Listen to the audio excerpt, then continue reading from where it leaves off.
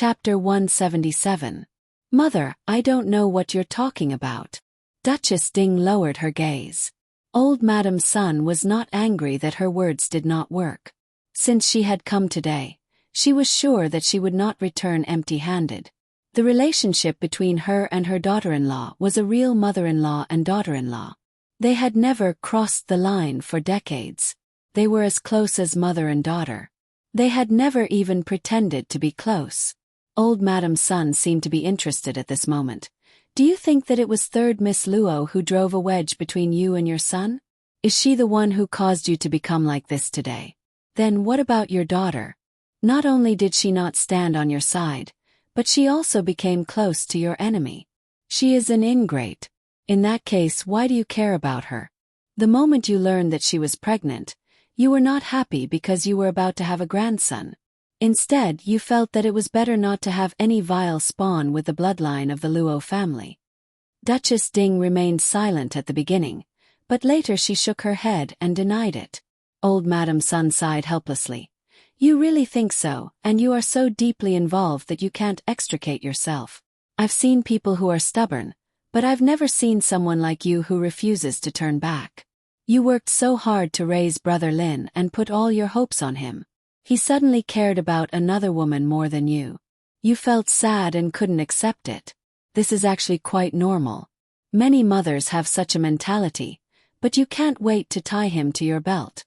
Is this the way you care about your son? Oh, when did you hit your head? Have you become stupid? When he really got married, would he treat his wife as a decoration? Would she have no use other than giving birth to children? Would she immediately turn back and snuggle in his arms to drink milk after he and his wife were done with the rites of Zhougong? In that case, why do you have to find a wife for him? You can just take him with you for the rest of your life.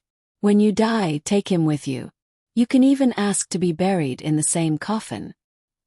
He has been in your belly from the beginning and will be by your side until he dies. Look, how good is that? Except for you, no one else can be so close to him. Old Madam Sun was not in a hurry. She even deliberately lowered her voice towards the end. Duchess Ding's face turned green and white. She widened her eyes in disbelief. These words almost directly said that the mother and son had lost their morals. Mother, he is your grandson. How can you say that about him? Her voice was sharp, and her expression was as if she wanted to strangle this old witch who had slandered her son. Old Madam Sun calmly adjusted her sleeves. Did I say anything about Brother Lin? I'm just saying what you think. I'm talking about you. Brother Lin has always been a good child. He's smart, outstanding, and clean. He's also a normal child. When he reaches the right age and meets the right person, he'll also fall in love with her. It's just a pity that the child has a mother who's mentally ill. We didn't realize it in the past. Hence, he lost his wife and his happiness.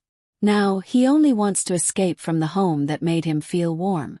Perhaps dying outside is better than living in a home that only makes him feel pain. Nonsense. Nonsense. It's not like that. It's not like that. Duchess Ding shouted crazily. She did keep a close eye on Yilin, but she didn't want him to be seduced by a vixen. It didn't matter who he liked, as long as he didn't care so much. As long as it didn't have to be one person. He could have as many women as he wanted. She just didn't want him to be addicted to love and ruin his future. What was wrong with that? How could he make her sound so filthy and despicable? What do you think will happen if outsiders know that Brother Lin has such a mother? All the results are in fact only one thing, that is, his whole life will be ruined. Except for those ugly women with many flaws, who will be willing to marry him. Were you very happy at that time? After all, he was abandoned by everyone and you became his only one. Old Madam Sun was still indifferent. She said the most unacceptable words for her daughter-in-law. Nonsense. Shut up, shut up. What right do you have to tell me to shut up? You dared to do it, but I can't talk about it. You're too ridiculous. A straight foot is not afraid of a crooked shadow. I didn't do it. Old Madam Sun smiled. A straight foot is not afraid of a crooked shadow. Unfortunately, if I say there is, then there is. Because she was thin, Duchess Ding's widened eyes became more frightening. Yilin is your grandson. How could you do this? How could you be so vicious and want to ruin him? Yilin has a bright future. How dare you, how dare you? Why wouldn't I dare? When I was young I did a lot of evil things. I took at least 8 if not 10 lives. It's a pity that you didn't have the chance to see it. However, no matter how vicious I am, I can't be compared to you. It's said that even a vicious tiger doesn't eat its cubs.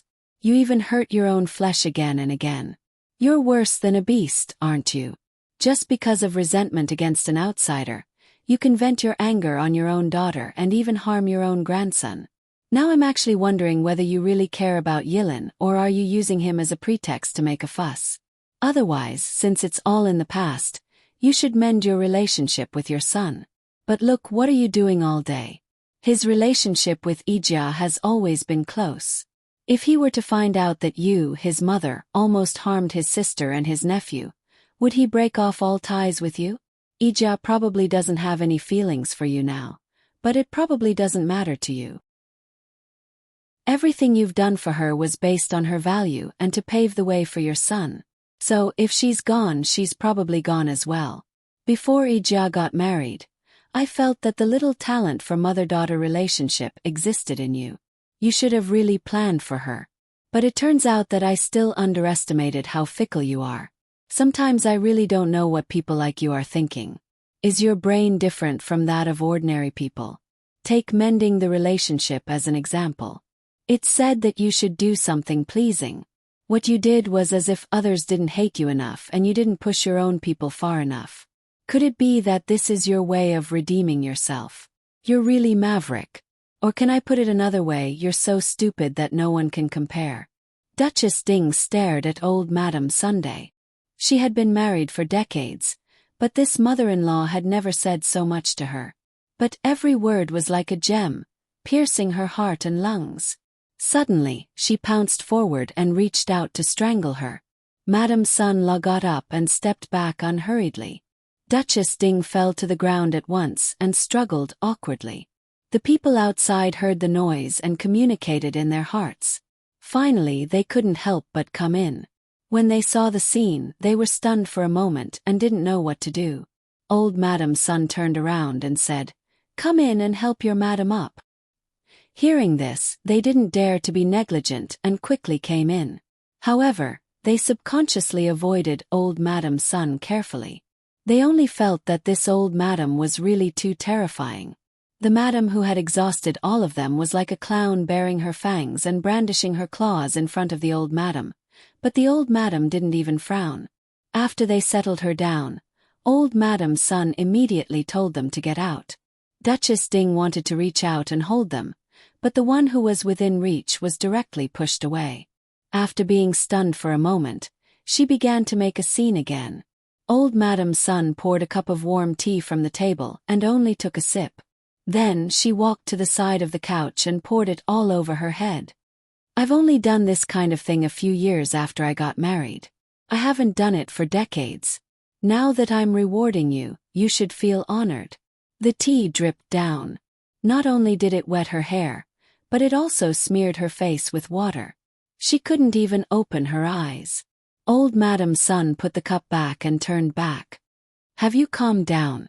Duchess Ding wiped the water droplets on her face and remained silent. Old Madame Sun asked again. "Calm down, mother." "Calm down." Duchess Ding felt an inexplicable chill. She trembled and hurriedly spoke. "It's good that you've calmed down.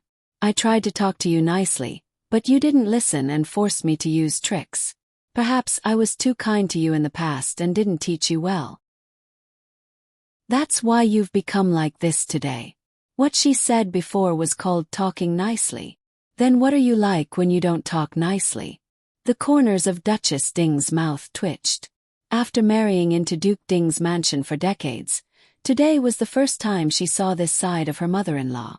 Now that she thought back to what she had just said, she was really out of her mind. It was no different from courting death. She drooped her head and shrunk her shoulders. "However, no matter what kind of character you have today, I'm too lazy to talk to you anymore. Where's the thing? There's a sandwich under the sandalwood makeup box on the dressing table. Duchess Ding's lips trembled. Old Madam Sun walked over, picked up the makeup box, turned it over, and knocked on it.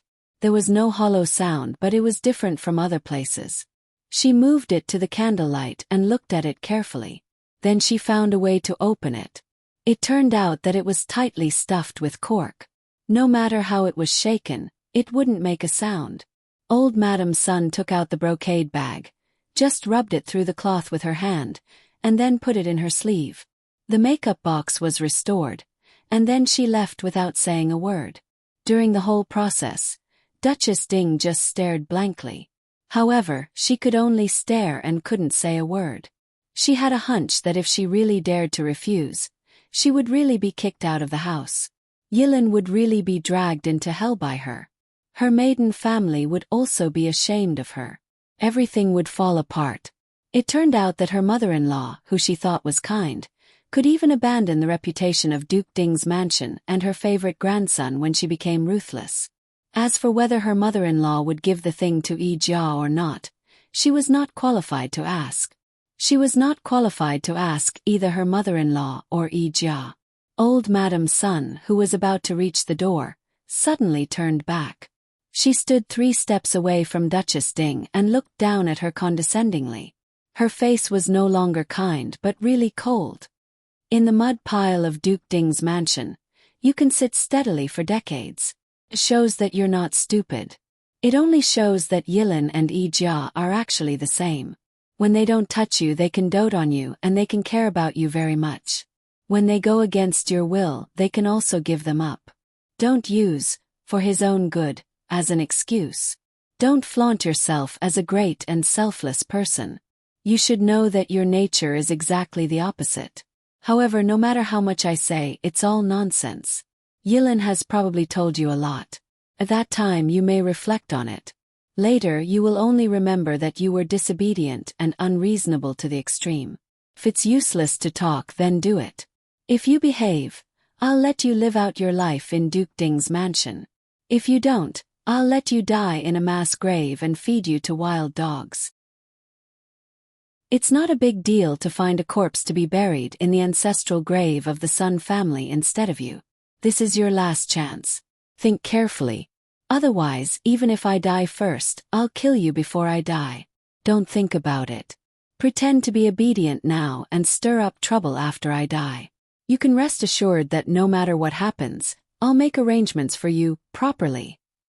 She didn't care about the mess of Duke Ding's mansion, and it didn't matter if it was completely destroyed. However, she couldn't bear to leave Yilin and Yi Jia alone. Duchess Ding watched her back disappear at the door. It was already dark outside and she couldn't see anything clearly. She shuddered violently and couldn't help but collapse. After death, people paid attention to returning to their roots, being buried in the ground for peace and enjoying the incense of their descendants. This mother-in-law would rather find a random person to cut off all her paths. In terms of means, who could compete with her? Duchess Ding thought that she had run Duke Ding's mansion for many years. Although she didn't have an airtight control, at least she still had most of the power in her hands. However, looking at the attitude of the people who served her and were regarded as her confidants in front of the old madam, she knew that what she thought was just a joke. You can only be in power when he doesn't take power seriously. When she takes power seriously, you can stay away from her. Before the current emperor ascended the throne, there was also a bloody battle. Her father-in-law was much more powerful than her husband, the current Duke Ding.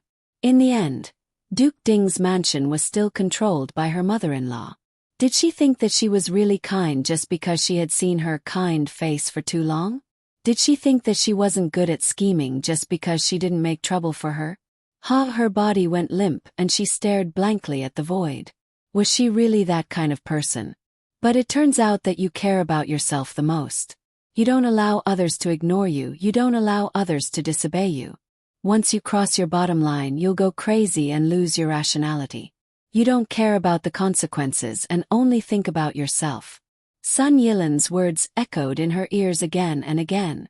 She used to treat them as wind and forget them as soon as she turned her head. But now they seemed to be engraved in her heart.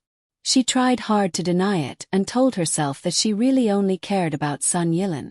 However, the truth was that if she really cared about him, she should help him marry the girl he liked, let him wear a happy smile, and let him give birth to a big fat grandson for her as soon as possible. She would hold her grandson while the husband and wife would watch with a smile from the side. Imagining such a scene, tears slipped from the corners of her eyes uncontrollably and disappeared into her hair. And Ijia, she was supposed to be able to hold her grandson in a few months. Because the place was small, each courtyard must be limited. Duke Ding's wife was ill, so she was not arranged to live in the same courtyard as Duke Ding. Moreover, Duke Ding was particularly disgusted when he saw her now. At the gate of the courtyard, old Madam Sun saw Sun Yibin, and the maid carefully held the lamp. Sun Yibin hurriedly bowed. "Grandmother, did you come out from Mother's place? I'm going to see Mother." As he spoke, he frowned and hesitated for a moment. "Grandmother, how is Mother?" Old Madam Sun twitched the corner of her mouth, and the sarcasm was very obvious. Sun Yibin hurriedly corrected himself. "You are an elder to Mother. It's right for you to say a few words to her. I don't mean anything else. Put away your hypocritical face as a filial son and virtuous grandson.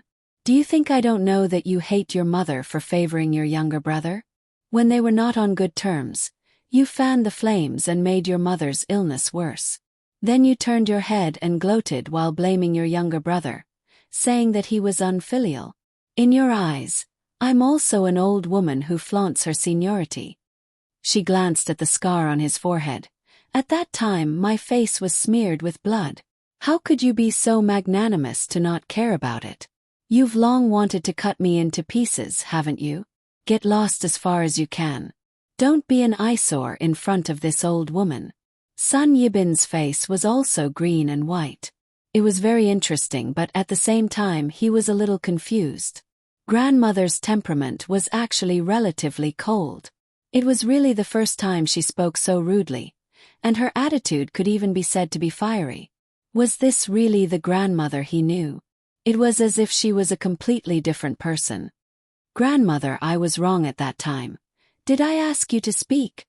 Sun Yibin was fiercely choked, as if a fishbone was stuck in his throat, and he could neither spit it out nor swallow it.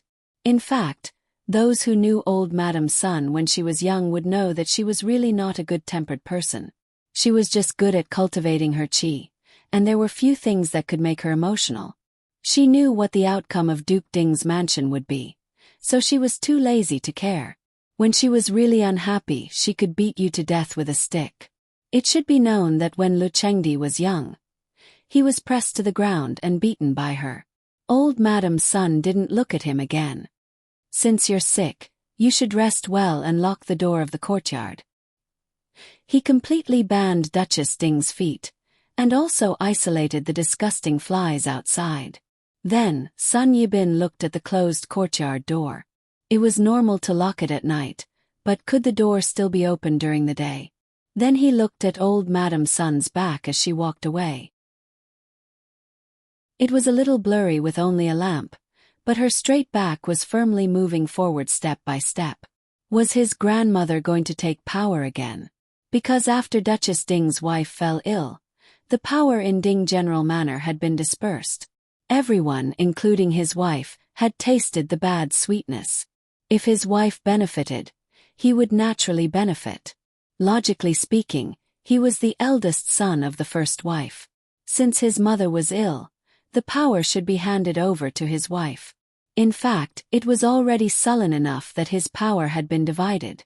Now he had to take it all back. Naturally, no one was willing to do that, but who dared to disobey their grandmother's words? He had to think of a way to see if there was any room for negotiation. Sun Yibin rubbed his eyebrows hard.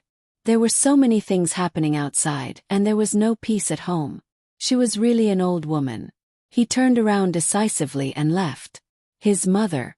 Haha. The next day, old Madam Sun's descendants who came to greet her were all stopped outside the door. She seemed to be living the same life as when she was in Duke Ding's mansion in the capital. They didn't know whether to feel relieved or worried that the old madam had other tricks waiting for them. No matter what they thought, old Madam Sun took the things she had prepared and was ready to see her granddaughter in person. Logically speaking, when a married grandaunt was pregnant, even if her mother couldn't go, her sister-in-law should go to see her. However, old Madam Sun didn't have the idea of asking Sun Ijia's sister-in-law to go, no matter who it was. Sun Ijia took the medicine and slept through the night. She was very careful when she slept at night. However, if she did not sleep well, it would affect her. Luo Jingbua told her not to worry and that he would watch over her. When Luo Jingbua said that he would watch over her, he really meant it. He really did watch over her all night, instead of letting the maid do it for him. In fact, a lady like Sun Ijia had been trained to sleep. Her sleeping posture had always been very good, so she didn't have to worry about turning over too much. However, in order to make her feel at ease, Luo Jingbua didn't mind. However, when she saw Luo Jingbua's slightly swollen eyes, she felt sorry for him and told him to go to sleep quickly. She wouldn't let this kind of thing happen again. Jingwan came over early to accompany her. She didn't play the zither much. At this time, after protecting her fingers, she was going to pick them up during this period. She called it prenatal education for her future nephew or niece. Of course, even if she hadn't experienced it, she knew that it was a little early for her to do prenatal education at this time. But it didn't matter. She still needed to practice. She could even play the song Ambush on all sides. Therefore, even if it was just for practice, the song she chose was simple. Naturally, there wouldn't be any intermittent situation. At most, she would play some parts wrong. At the end of the song, Sun Ijia showed a miserable expression. Sister Wan, on the day of Great Elder Princess's birthday, was it really you who played the zither? Compared with that time, the gap between now and then is simply like the gap between a beginner and a master. Or are you actually teasing me? Jingwan's face darkened. Was it so exaggerated? She felt very good about herself. Sun Ijia seemed to understand Jingwan's meaning and was extremely speechless. Sister Wan was really extraordinarily thick-skinned. When Madame Luo sent someone to lead Madame Sun over, Jingwan was still continuing to torture Sun Ijia. Jingwan got up and saluted. Sun Ijia also wanted to get up, but Madame Sun hurriedly asked her to lie back down. Lie down, lie down. Now is not the time to talk about these superficial formalities. Seeing that Sun Ijia's condition was better than expected, Madame Sun also breathed a sigh of relief. It could be seen that the Luo family really took good care of her. Grandma, why did you come in person? You could have sent someone else. What nonsense are you talking about? I want to see my granddaughter. How can I be disliked? Sun Ijia hurriedly took her hand. I know I was wrong. How can I be disliked? I don't mind. Can't ask for more. Jingwan saw that the grandmother and granddaughter were affectionate and smiled. After all, they were blood relatives. It was good to have a biological grandmother even if they didn't have a biological mother. Then sister-in-law will have a private talk with your grandmother. I'll come over later. Sister-in-law also misses Madame Sun very much. My daughter is presumptuous, so please spend more time with sister-in-law. You don't have to be so polite with me. Although Sister Jia is a married daughter, in my heart, she is the same as before she was married. Jingwan squatted and left. Such a good girl. What a pity. Madame Sun sighed again. Grandma, are you regretting every time you see her? Sun Ijia laughed. When Sister Wan first got engaged, I felt sorry for fifth brother. However, later on when they got engaged, I directly told Sister Wan that the engagement might be cancelled. The longer I stay in the Luo family, the more I feel that Duke Ding's mansion is not a place for people to stay. I've already left. How can I bear to see her go in? It's just like, it's easy to go from frugal to extravagant, but hard to go from extravagant to frugal. It's not just because of wealth that one's family is extravagant and frugal. If a man makes a mistake in marriage, he can still have another one. But a girl can't. So, I'd rather see fifth brother suffer than Sister Wan fall into a deep mire. How could Madam's son not understand? But she still reached out and poked Sun Ijia. You're just saying that. You're also a little heartless girl who favors outsiders. It's worth it. Yes, it was worth it. An outsider was worth it, but as her biological mother, she broke her heart. Madam's son took out the things she carried with her. Keep this well. What's this? Sun Ijia was curious. She touched the brocade bag and felt that it seemed to be a token. Sun Ijia opened it and a little bit of gold appeared. Token. What's this for? Why did grandmother give me this? Madam's son just looked at her without saying anything. However, when Sun Ijia saw the words in the middle, her pupils shrank. She hurriedly put the token back and looked at Madam's son in shock. Her lips trembled. Grandmother, this thing, is it really what I think it is? Madam's son nodded. She opened her mouth slightly and spat out 4 words. Death exemption token. No, grandmother. How can there be such a thing now? If I remember correctly, it was when Emperor Taizu established the Qi Yuan. Sun Ijia suddenly thought of something and looked a little shocked. There were 4 dukes and 9 marquises. Emperor Taizu not only gave them the Iron Scroll, but also gave each of them a death exemption token. He also said that even if they committed treason, they could use this token to avoid the death penalty. The number of people who could be exempted from the death penalty varied from 1 to 9. And for those whose crimes did not warrant death, they could even be exempted from the crime of their entire family. Therefore, for those whose crimes involved the 9 generations, they could choose to save the lives of some of the main criminals and be exiled. Otherwise, those who deserved death would die, and the rest would be exempted from the crime and become commoners. As long as they had this token in hand, they would not be sentenced to the death penalty. Because at that time, those who used the token would definitely be the main culprits who deserved to be killed. The rest were not important. Moreover, each token could be used 3 times. Most importantly, as long as the Qi Yuan was not destroyed, the token would be effective forever. The power of this death exemption token was really too great. When Emperor Taizu gave it away, he was very happy. However, he did not think that it would leave a lot of trouble for his descendants. 4 dukes and 9 marquises, that was 13 tokens. Perhaps they could be exempted from the crime of treason 39 times. Of course, this was only the most ideal situation. In reality, it would definitely not be so.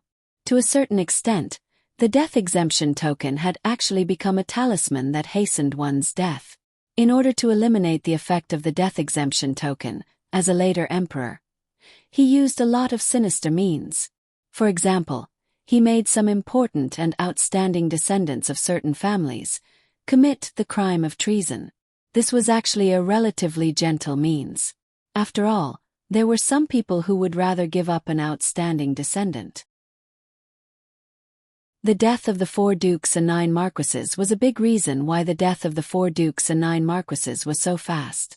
It was said that one of the secret reasons why the Ding General Manor could stand until now was that Sun Ijia's grandfather took the initiative to hand over the death exemption token in exchange for something else for the Ding General Manor. The 13 death exemption tokens were taken back one after another. There was only one left, and there was only one chance left. Its influence was almost negligible, and its whereabouts were unknown. Therefore, there was no effort to find it. Sun Ijia did not expect that this thing was in the hands of her grandmother and was given to her. Sun Ijia felt a little wrong. Her emotions seemed to be a little too strong. She quickly took 2 deep breaths to calm herself down. Now this thing is not so taboo. You just keep it. It's best if you don't use it. If one day you need it, then you can use it. Sun Ijia held the death-free gold medallion in her hand. This thing was no longer a hot potato. It was a real life-saving talisman. According to her selfish motives, she naturally wanted to keep it. However, she said, "Grandmother, Ding General Manor should need it more." In fact, she more or less knew the current situation of Ding General Manor. Old Madam's son shook her head. When the Ding General Manor is really destroyed, it can't be saved by a death exemption token. Moreover, this token is not mine. Naturally, it does not belong to the Ding General Manor. Sun Ijia was puzzled. Where did it come from? Would an outsider casually give this kind of thing away? Old Madam Sun just looked at her and remained silent. Sun Ijia's heart suddenly moved. She tentatively asked, "My mother's?" Old Madam Sun nodded. "It is indeed your mother's. Grandmother, did you snatch it from her? This kind of good thing, if you want to give it to someone, it should be given to fifth brother." Sun Ijia said the first half of the sentence with a playful smile, but the second half was extremely calm. It could be seen that her mother really did not affect her. Shows you. Not only the child, but also the marriage contract with Jin Qinhuang. Obviously, she could use the token to make the emperor take back the order. Although this death exemption token, even if he knew who had it, he would not necessarily take it back. However, who let the parents and ancestors have the obsession to take back the token? If they really wanted to use it to cancel the marriage contract, Lu Qingdi would not disagree. Since that is the case, I won't be polite. Younger sister Wan gave her a big gift. It just so happened that she felt that there was nothing she could do to repay her. Although this thing was far from enough, it could at least express her feelings. She would just give it to her. "Ija, you want to give it away?" Old Madam Sun's golden eyes flashed fiercely. Sun Ijia's expression was very obvious. I want to give it to younger sister Wan." Sun Ijia did not deny it. "If you want to give it to her, then give it to her. In any case, it is already yours. You can do whatever you want with it." Old Madam Sun did not care much about this. The Luo family was very affectionate and righteous. If there really was an accident, no matter who had the token, they would not stand by and do nothing. When Li Hongyuan received the news, he was also quite surprised. The death exemption token. In his previous life, it was something that did not appear until his death. Since it was in the hands of Duke Ding's wife, it was pardonable that she did not take it out when Duke Ding's household was destroyed. But why didn't she take it out to save Sun Ijia and her child? It should be known that at that time, Sun Ijia was married to Li Hongyi. Not to mention whether her life in Prince Kang's household was good or not, but the relationship between mother and daughter was not like now. It was almost cut off. Moreover, according to Sun Yilan's temperament, if he knew the existence of this thing, he would definitely force his mother to take it out. https://www.bicken.com/11/11807/6653178. HTML. We will deal with it as soon as possible. After reporting, please wait patiently and refresh the page. Please remember the domain name of this book. www.bicken.com. Bikugo mobile reading website. Bicken.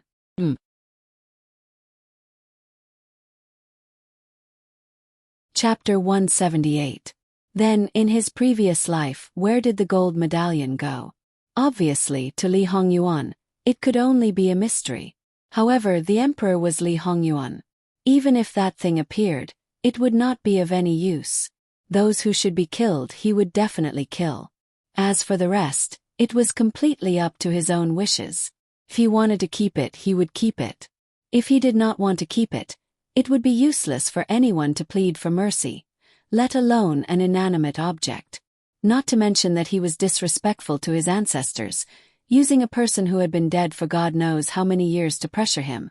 Just how naive would a person be to do such a thing? However, in his previous life, there really was such a person who used the laws of his ancestors to tell him that he should not do this and that should not do that.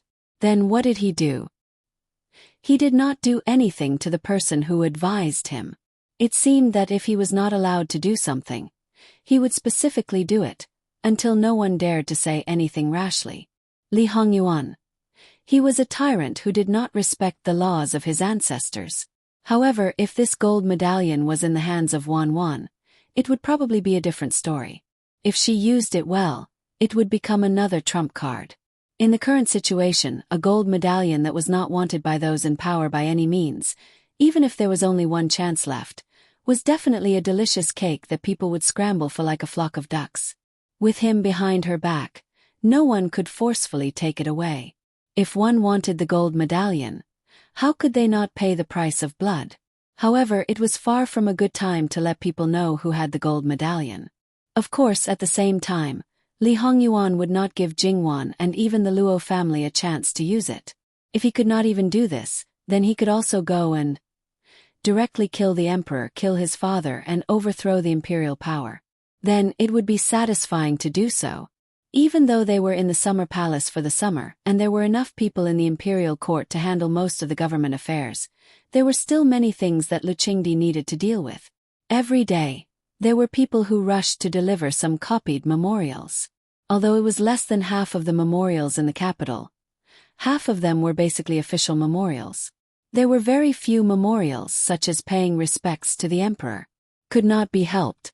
After all, he did not trust his son very much. Even if his son did not have any power in his hands, the so-called regent of the country was more of a symbolic meaning. He had to grasp the power in his hands to be at ease, and he could not cut off the affairs of the world just because he left the capital for more than 2 months. However, he was still struggling bitterly. He was more tolerant to the officials who followed him.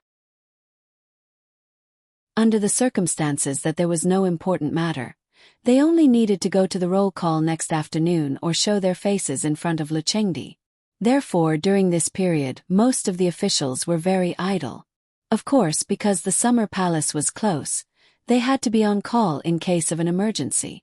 Speaking of the summer palace in Chengda, because of the pleasant climate, many flowers and trees grew quite well. In the free time, Luo Peishan could not help but start to fiddle with them again. Such a great opportunity, of course, he would pull Jingwan together. Although this kind of thing was quite common in the capital, there were fewer opportunities after all. Therefore, Jingwan followed Luo Peishan out of the door. Luo Peishan was very familiar with the summer palace, the courtyard built by the summer palace, and the places within a radius of 10 miles with famous flowers and rare plants. In addition to the plants that were specially planted, the wild flowers and trees were actually the most important. About 3 or 4 miles to the west of the summer palace, there was a valley that was not very big. However, there was a waterfall that was not very grand and spectacular, but because of its excellent geographical location, it could reflect light for a long time and looked particularly charming. Such a small waterfall might not even be considered a waterfall, but it made Jingwan stand at the bottom of the stone pool and look up for a long time. There were all kinds of flowers and trees in the surroundings. They were not very luxuriant, but all of them were full of vitality, including the cliff. The few small pine trees were trying their best to stretch out their branches. Because of the impact of the water vapor and the blowing of the wind, they were like jumping elves. Beautiful. Lass, do you like it here? Luo Peishan saw that she was lost in thought and was not in a hurry to ask her to leave. Yes, I like it. I like it very much. Jingwan nodded. If there are no accidents, we will be here for more than 2 months. If you like it, you can come and see it every day. Jingwan was speechless. No matter how beautiful the scenery was, there was no reason to see it every day.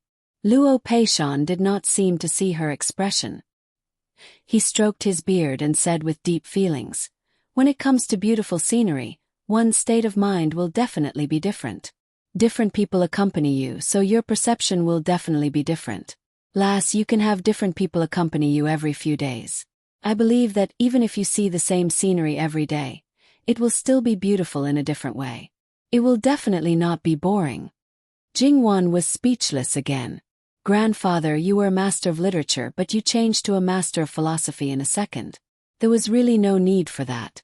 Grandfather, since you said so, I can take grandmother to see it. She can change her clothes today and wear the same clothes tomorrow. It will definitely be a novel experience. It was a pity that there were only a few samples of clothes. As the saying went, no matter how many changes there were, it did not deviate from the origin. It was not as varied as it was in her previous life. However, when she thought of her grandparents wearing such strange clothes, the image was too not beautiful. She quickly threw away the imagination. Lass, this suggestion is not bad. You should take your grandmother out to see it more often. Jingwan looked at him again. Speaking of which, Where was the restraint of scholarly officials? At such an old age, taking a young lady with him was called romantic, but his heart was not old. Taking an old lady with him was called, well, it was called a loving couple, loving each other until their hair turned white. Jingwon always felt that she had inadvertently been shown a face of affection by her own grandfather, and was stuffed with a mouthful of dog food. In Jingwon's view, this old couple had long lost their passion. However, they had helped each other in difficult times, and a tacit understanding between each other with a glance or a gesture.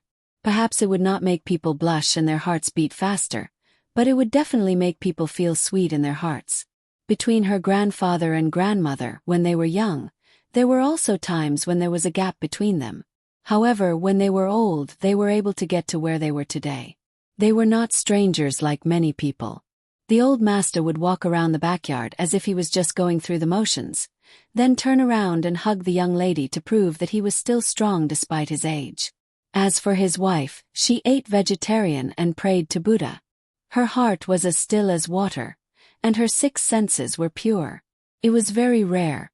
Unfortunately, when she died in her previous life, she did not drink Mengpo's soup. She had a body of bad habits. Someone had interfered in her marriage, so there was no possibility of growing old together. So sometimes, ignorance is bliss. Well, this kind of ignorance, this kind of bliss, Jingwon did not want it. She was a little sad and a little jealous of her grandparents. Then, she threw all these thoughts to the back of her mind. Grandfather, let's go. Why are you walking so fast? Slow down, slow down. You're a young lady, so be more reserved. Luo Peishan hurriedly shouted from behind. Jingwon was in a good mood and full of energy. At this moment, even if she wanted to be reserved, she could not be reserved. It was rare for her to indulge herself. In any case, they were her people, so it did not matter. Therefore, Jingwon jumped faster along the stream formed by the stone pool. In the blink of an eye, her figure was covered by the dense trees. Luo Peishan was even a little dumbfounded. Speaking of which, this jumping like a little monkey, was this really his good grandson who had good self-restraint, a fake temperament, and a steady and magnanimous manner? However, when he saw the 2 servant girls who followed her also jumped a few times on the big and small stones by the stream and quickly disappeared, Luo Peishan came back to his senses. Io. He patted his old heart and hurriedly ordered the 2 guards to follow. Although these places had been cleared long ago and there would not be any ferocious birds or beasts, there was still no lack of accidents. Grandfather, come quickly. From the sound of that voice, it seemed that she was already farther away. His granddaughter, who had never caused anyone to worry about her, suddenly became an exceptionally headache for Luo Peishan. Could it be that the saying, "Those who do not commit crimes, when they commit crimes, it will be a big deal"? His good grandson had always been gentle and quiet. Now that she was gentle and quiet, she directly turned into a wild monkey. At the very least, she should have informed him in advance so that he could be mentally prepared. Luo Peishan wanted to follow, so naturally he walked in a hurry. Seeing this, his manservant trembled with fear and hurriedly supported him. It was said that Luo Peishan's arms and legs could not jump randomly on stones. Even his manservant would not be able to do so.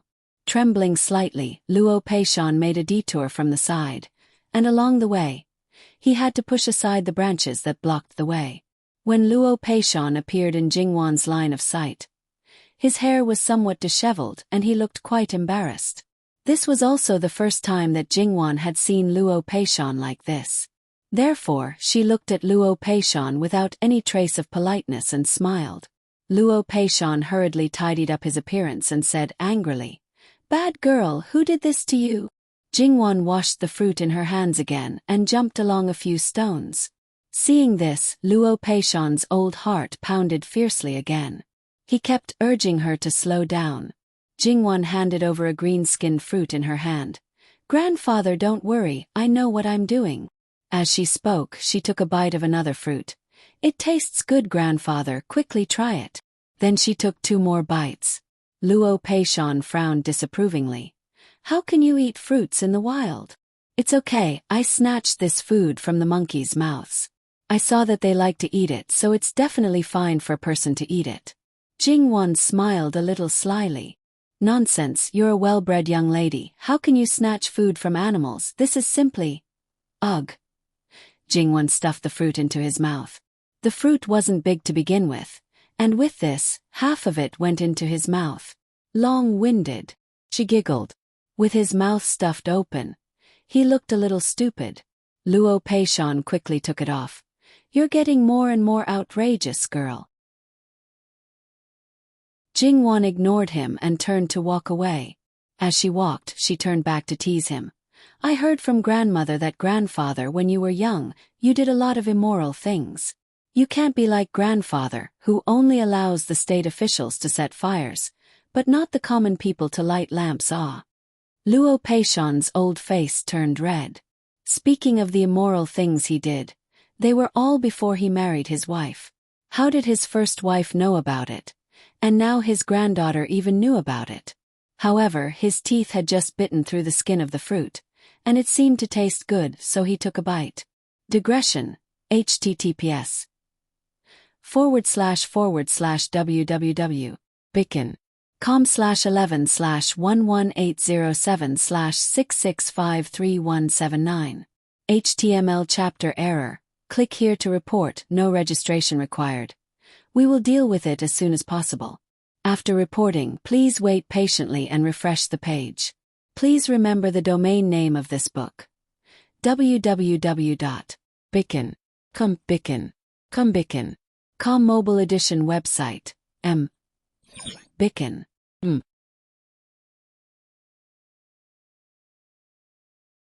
Chapter 179. The texture was crisp and sweet. Luo Peishan felt that he liked it very much after chewing a few more mouthfuls. Girl, where did you pick it?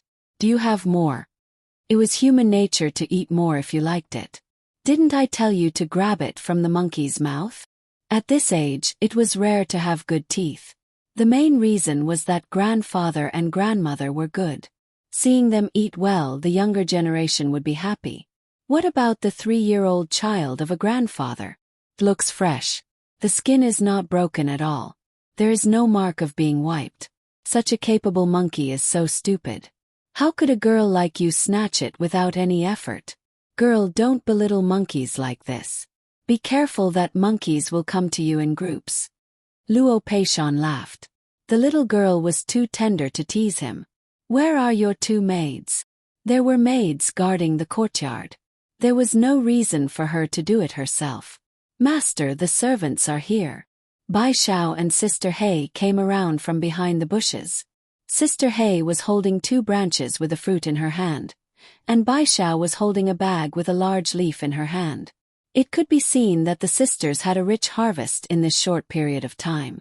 Because they already knew what kind of place they were heading to before they left, Jingwan and her 2 servants were dressed simply and tried their best to be as neat as possible. Even Jingwan only wore a string of Buddhist prayer beads on her wrist. As for other accessories, whether it was on her head, body, or even earrings, she didn't have a single one. The 2 sisters climbed the tree to pick fruits and stood there, looking very pretty. All right, the one who was useless was only this old fellow. Perhaps the weak little servant beside him was also included. Even if that was the case, a group of strong, thick-skinned and coarse-grown men are here. How could they let a delicate little girl do such a thing? The 2 sisters were a little speechless. Could they say that they volunteered themselves? Moreover, as maids they were so immature. Would they be thought that they couldn't serve the girl well and be driven away? He couldn't help but feel angry and nervous. Jingwan didn't care. She smiled and said, Grandfather Bai Xiao and Sister Hei were born in a family of hunters. They are used to living in the mountains since they were young. If it weren't for the accident, they might still be the same as before. Climbing trees to fish for eggs, picking fruits, breaking firewood, setting traps all over the mountains and wilderness, drawing bows and arrows to hunt prey, catching fish and crabs in the water. These were all child's play, and they were exceptionally carefree and happy. Luo Peishan understood. If it was due to the slow growth of one's temperament would gradually settle down. Occasionally, one would feel nostalgic when thinking about that kind of life in the past, and would basically not have similar thoughts. However, if one was not a child and cut off one's original life due to external reasons, and suddenly changed from one environment to another, perhaps one would develop an obsession with the past. Normally, one might be calm and collected, but once there was an opportunity, it was inevitable that one would become restless and unbearable. The little girl Luo Peishan had never had any evil thoughts, so she waved her hand. There are no outsiders today, just play as you wish. They were all from the Luo family. If they played wildly, they wouldn't be afraid of ruining their image. As for the people sent by Jin Qinhuang, since they entered the Luo family's gate, then naturally they would be surnamed Luo. It didn't matter if they informed the original master. If you dislike my good grandson for being boorish, then don't marry him if you have the ability. Therefore, Luo Daren's resentment towards a certain person was still very deep. Sister He showed a pleasantly surprised expression. Even Bai Xiao's eyes couldn't help but brighten. Playing is playing, take it easy. Don't hurt yourself. Looking at those hands, it was clear that she had been pampered for a long time. Seeing the people around her happy, her own mood couldn't help but improve. Come, wash the fruits. Everyone have a taste. Bai Xiao went to pick some large leaves and washed them together with the fruits. This was natural spring water, so there was no need to worry about it being dirty. Then, everyone who came out had a share. The others were fine, but Luo Peishan, that manservant, was somewhat flattered. Grandfather, did you mistreat him on a daily basis? Jingwen ate while smiling impolitely. Even if these were all family, but in any case, they were still a group of men. Can't you be a little bit more reserved? Sweeping a glance, they were tactful. Each and every one of them was immersed in eating their own things. From beginning to end, their eyes didn't wander around, let alone stare unscrupulously. Not to mention the original guards, their character was not bad. As the people sent by an E, they knew how to be powerful. After a round of ruthless brainwashing, they knew the way of survival very well. Luo Peishan fiercely glared at the manservant beside him. Useless thing, losing face for him. A grown man, how could he follow him and see some of the world? In the end, he wasn't as generous as a girl who was smaller than him. Really, he had been raised in vain. The manservant was baffled by Luo Peishan's glare. However, because of Jingwan's words, he was somewhat embarrassed. Except for this little episode, the atmosphere was warm and harmonious. After eating, they continued to follow the direction of the stream. With Luo Peishan's permission, although Jingwan couldn't behave atrociously everywhere like Bai Xiao and He Mei, and after all, she was only exercising all year round and was still lacking in some skills, this didn't prevent her from having fun. From this side of the valley, she suddenly saw something on the opposite cliff and jumped over. In short, from the left cliff to the right cliff, and then to the left cliff, there was a pile of messy things such as fungi, fruits, and even herbs. The result was that she seemed to have accidentally forgotten the reason why she came here. Because so far, she had stayed in the valley for more than 2 hours and hadn't dug up a single flower seedling. Or it could be said that Jingwan didn't pay attention to it at all. Although the purpose of today's trip was most likely to be ruined, Luo Peishan wasn't angry at all. Compared to those things, he really preferred to hear his good granddaughter's wanton laughter and see her in high spirits. However, the culprit who drove the animals in the valley was still laughing, complacently. Luo Peishan even wanted to cover his face. He couldn't bear to look at his good granddaughter. However, when he thought of the things he did at her age, Lord Luo coughed lightly and calmed down. That was nothing compared to what his granddaughter was doing. It was not worth mentioning at all.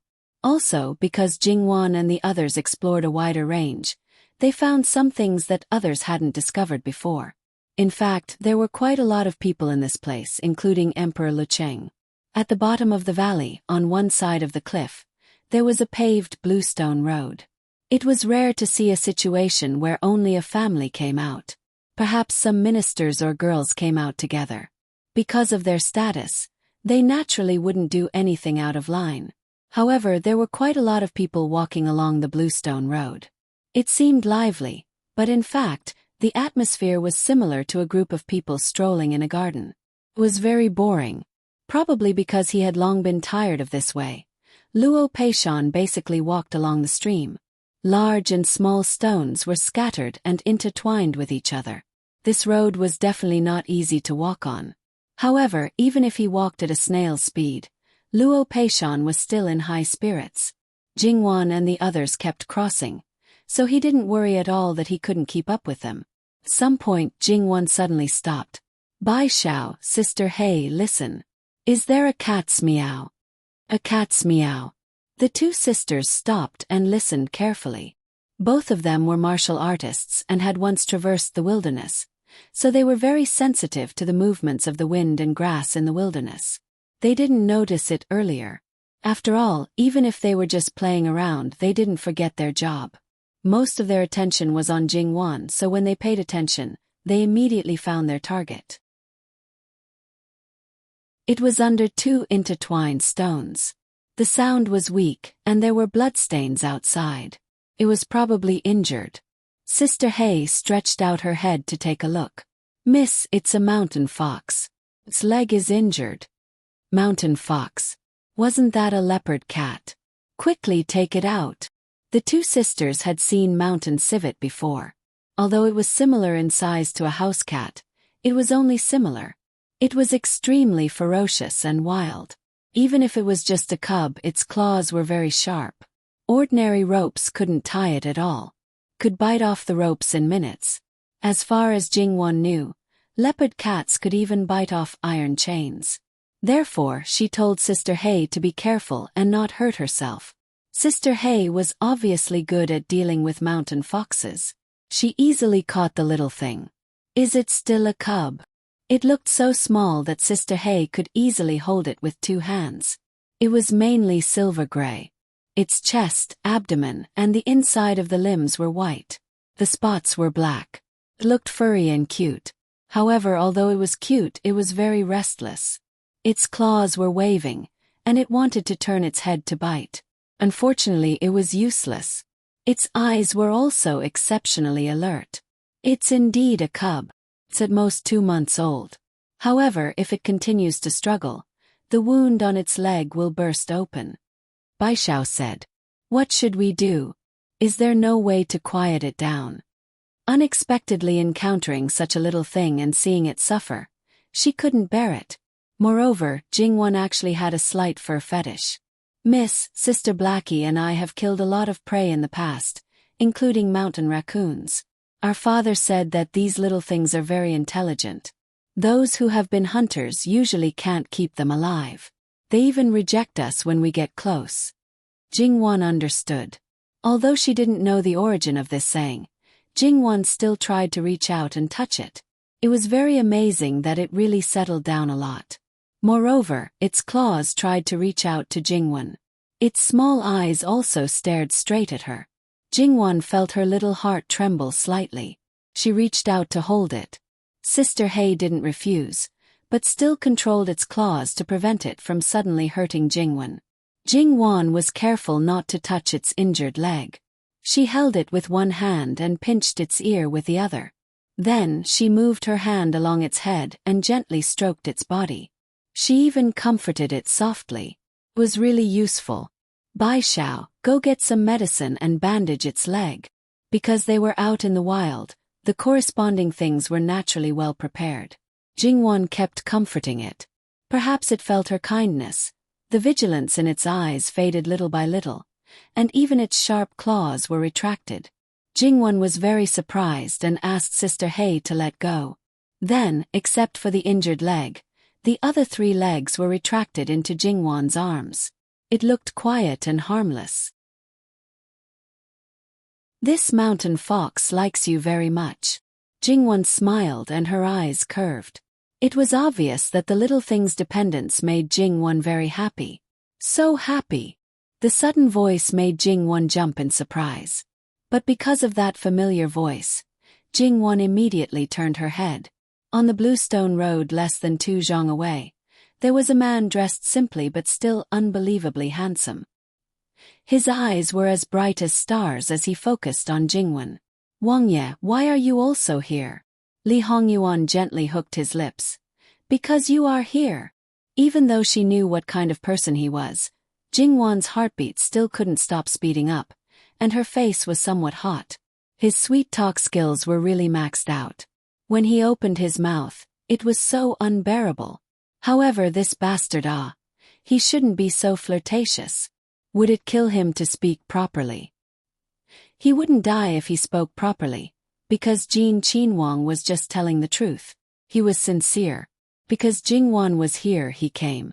Li Hongyuan took a few steps forward, crouched down at the edge of the Bluestone Road, and extended his hand to her. Jingwan hesitated for a moment before walking forward. The road was at the position of her chest. "Wang Ye, how about you wait a moment?" Li Hongyuan snatched the mountain fox from Jingwan's arms. That place was close to the position of Jingwan's chest. Speaking of which, he still had that honor, but a beast took the lead. Li Hongyuan grabbed it by the scruff of its neck and raised it in front of his eyes, looking at it with slightly narrowed eyes. The little thing first kicked around, and this time all the fur on its body stood up. Its tail also stiffly stuck up, and it kept making threatening sounds. But in Jingwan's ears, it sounded somewhat pitiful. "Wang Ye, it's injured you." Li Hongyuan raised his hand and threw it behind him. Jingwan was startled. Just when she thought that it would meet with misfortune, that small body was firmly caught by the guard behind. Jingwan obviously breathed a sigh of relief. Seeing that Jingwan cared so much about the beast, Li Hongyuan's heart was naturally unhappy. He actually wanted to directly slaughter that beast. Speaking of which, it was so ugly there was no value in skinning it. But who let his wifey like it? "Come up." This time Jingwan didn't refuse. She reached out and put it in his palm. It was still the same touch. It was reasonable to say that it was difficult for a lady from a respectable family to lift her foot and use it as leverage to climb up. It looked very crude, okay? Speaking of which, to get on a carriage, there were 2 ladders. But as her fiancé, he didn't care, so what else could other people say? So, even if Luo Peishan happened to see it, he only chose to watch silently. No matter what this living king of hell did, you only need to watch and don't need to talk. He didn't do anything to his granddaughter, so Jingwan just stood beside Li Hongyuan and went to look at the little fellow. Li Hongyuan's eyes were covered with hostility. Originally, he wanted to reach out his claws to Jingwan, but when he met her eyes, he suddenly shrank back. Jingwan was stunned. She was being despised just by turning around. Digression. https://www.bicken.com/11/11807/6653180. HTML. We will deal with it as soon as possible. After reporting, please wait patiently and refresh the page. Please remember the domain name of this book. www.bicken.com. Bikugo mobile reading website. Bicken.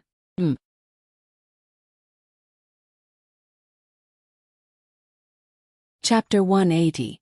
Jingwan didn't give up and wanted to continue reaching out to hug it, but this time the little thing directly burrowed into the guard's arms, as if Jingwan was a great demon king and the person hugging it was its salvation. It didn't even care about its injured leg.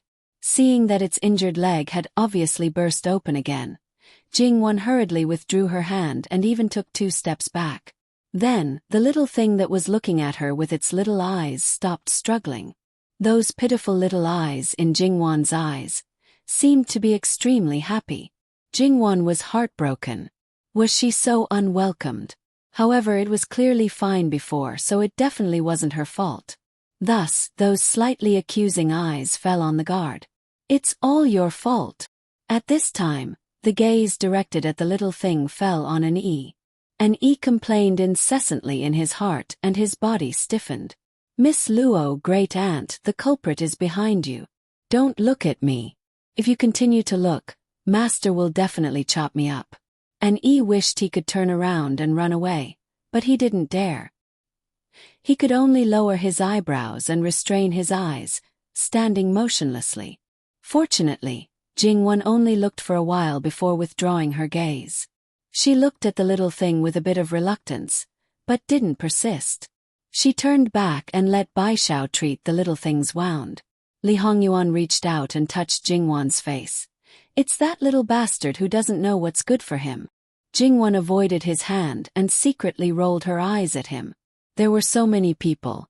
Even if you were a prince, you should follow the rules. Her grandfather was still watching from the side. Moreover, once this kind of matter was exposed, the one whose reputation would always be damaged would only be the woman. Even if this matter was not known to outsiders, she felt that this matter shouldn't be known to outsiders. Li Hongyuan didn't push his luck and withdrew his hand. If you like it, I'll get someone to get it for you from other places. Kittens and puppies, any breed is fine.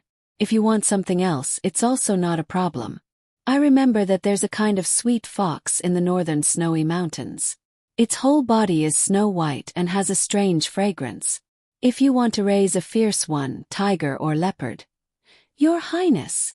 Jingwon opened her mouth to interrupt him.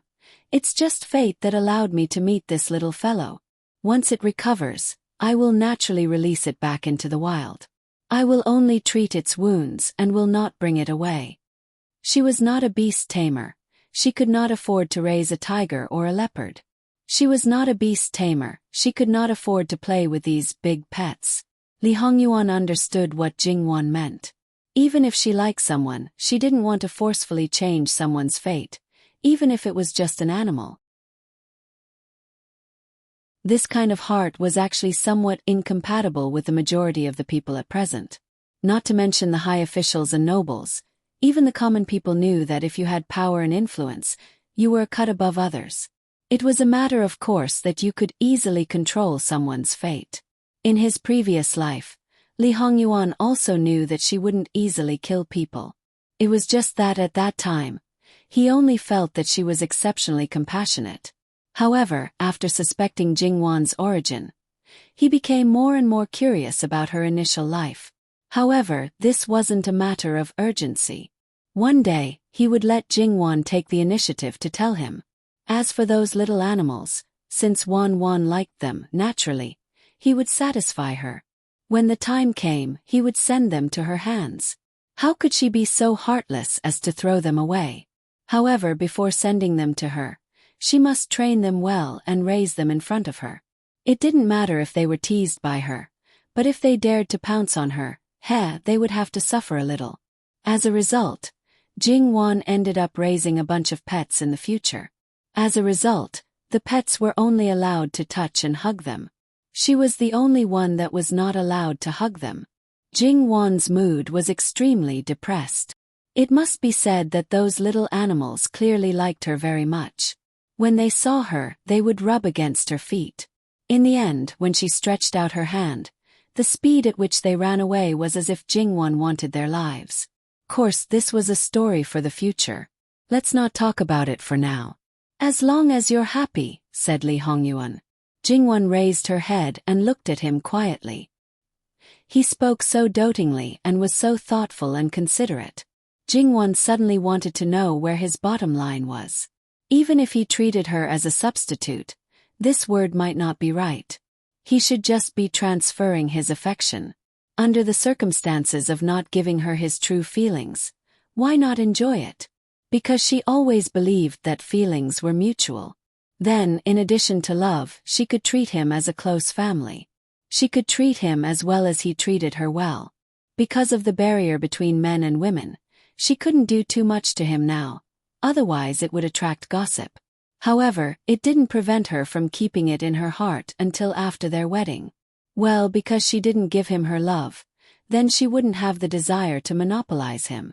Then, she wouldn't care about how many women he had. According to what he said just now, as long as he was happy it was fine. She wouldn't be sad. Jingwon's eyes brightened. She felt that this idea of hers was really too perfect. She didn't need to worry about the purpose of his every time he did something. No matter what he did, what he gave, it would be fine until the day he stopped. Wang Ye, do you want to come together? I think this place is quite fun. Saying that, she didn't wait for Li Hongyuan to respond and jumped down from the place she came up from. As she walked, she turned her head and said, Bai Xiao, take care of the little guy's injuries. Whether you take him back to recuperate or release him, you decide. Following that, she smiled and waved at Li Hongyuan. At the age of 22 or 23, in her previous life, many people were still university students. It was the time when they liked to play. Although it could be said that the people nowadays were generally precocious, including Jin Qinwang, who sometimes did things. It seemed a bit willful, even a bit mischievous, but it couldn't be denied that he was a mature man. It didn't matter if he played once in a while. Li Hongyuan naturally felt that Jingwan's attitude towards him was obviously a lot closer. It was no longer that kind of alienation, restraint, and etiquette. If it wasn't that the change was a bit too fast, he would have suspected that he had waited until the clouds parted to see the moon. Looking at the way Jingwan looked at him, it wasn't that he hadn't seen a woman infatuated with him, but it had nothing to do with Wan's eyes. Right now, he still lacked a tacit understanding with Wan. He didn't know what she was thinking. However, being willing to be close to him could be considered a big improvement. Therefore, without hesitation, he directly followed. Except for an E, the other guards all followed. However, because Bai Xiao happened to be close, a burst of girl's fragrance entered his nostrils. It made the big man, who didn't dare to casually find a woman because of his special status, feel a bit strange in his body. He actually wanted to directly give this mountain fox to the other party and quickly leave. However, Bai Xiao said, "Hold tight," so an E could only continue to stiffen his body. And those brothers who left not only didn't have the code of brotherhood, they also smiled ambiguously at him. These people were destined to not be able to continue to serve their master. They shouldn't expect to marry and have children. Even if they went to the brothel to find a woman, they couldn't do it. If they wanted to marry and have children, there was only one situation. When they were no longer suitable to be a guard, shadow guard, either they were injured or as they grew older, they no longer had the ability to do it. Basically, it was the former. If they really encountered that kind of situation, 9 out of 10 of them basically wouldn't be willing to marry a wife. Because their bodies were seriously ill, it meant that their lives wouldn't be long.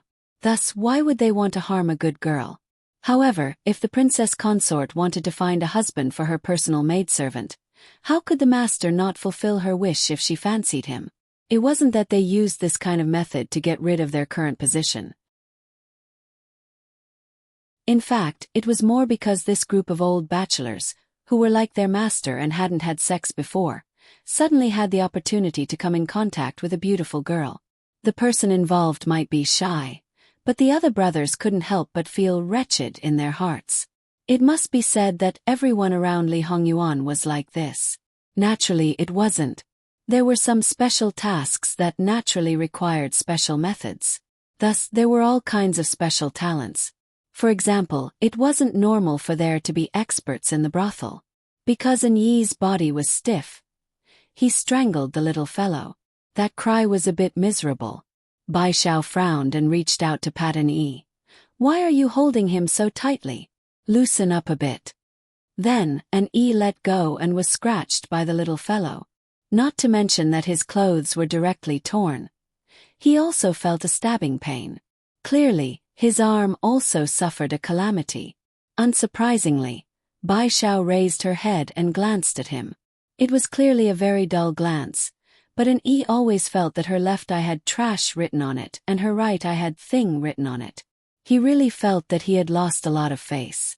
The people who had already walked far away didn't care about the undercurrent between the two people. Under Jingwan's leadership, they continued their exploration. Of course, Jingwan didn't forget to turn around and remind her grandfather to be careful. Li Hongyuan also finally gave Luo Daran a look. His eyes were like an ancient well without ripples. On the contrary, Luo Daran was indeed furious. Especially since he once said that he wouldn't let his good granddaughter lose her chastity. At most he would just kiss and hug. Mother wasn't kissing and hugging enough. How many people didn't even see each other before they got married? Therefore, few people looked forward to marrying their daughters and granddaughters into the imperial family. However, Luo Daran wasn't happy at all. The most important point was that this kind of son-in-law and grandson-in-law couldn't be beaten up. Li Hongyuan looked at Jingwon running around like a child, but he didn't say a word. He followed behind her very easily. When she wanted to pick something and was unable to do it, he would go forward and help her. As a result, Li Hongyuan completely took over Bai Xiao and little sister Hei's work. Whatever Jingwon said was what it was. Wangya, look. Isn't that a tea tree up there? Jingwon pulled his arm and said. Li Hongyuan looked down. It was indeed a wild tea tree. It wasn't very big, but it looked verdant and lush. Go get a basket. It was fine before, but this time Jingwon was scared by his tone. It was halfway up the mountain and the cliff was steep. Wangye, it's too dangerous. This subject's daughter was also a little surprised when she suddenly saw it. I didn't say I wanted to pick it. Aren't there vines on the side? It's easy to go up. It's fine. It's better not. It's really too dangerous. Jingwon shook her head disapprovingly. Li Hongyuan looked at her. Trust me. Jingwon opened her mouth but couldn't say anything. She had a feeling that he wasn't referring to the current situation. The basket was quickly brought over. Master, why don't you let this subordinate go down? As a bodyguard, of course. He didn't want to see him in danger. Li Hongyuan turned around and glanced at him indifferently. Say this again when you know how to pick tea. https://www.bicken.com/11/11807/6653181. HTML. Please click here to report. Registration is not required. We will deal with it as soon as possible. After reporting, please wait patiently and refresh the page. Please remember the domain name of this book. www.bicken.com mobile edition.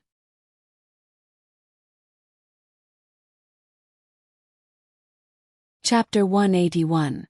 Just as Li Hongyuan himself said, because of the vines, it wasn't difficult to climb up.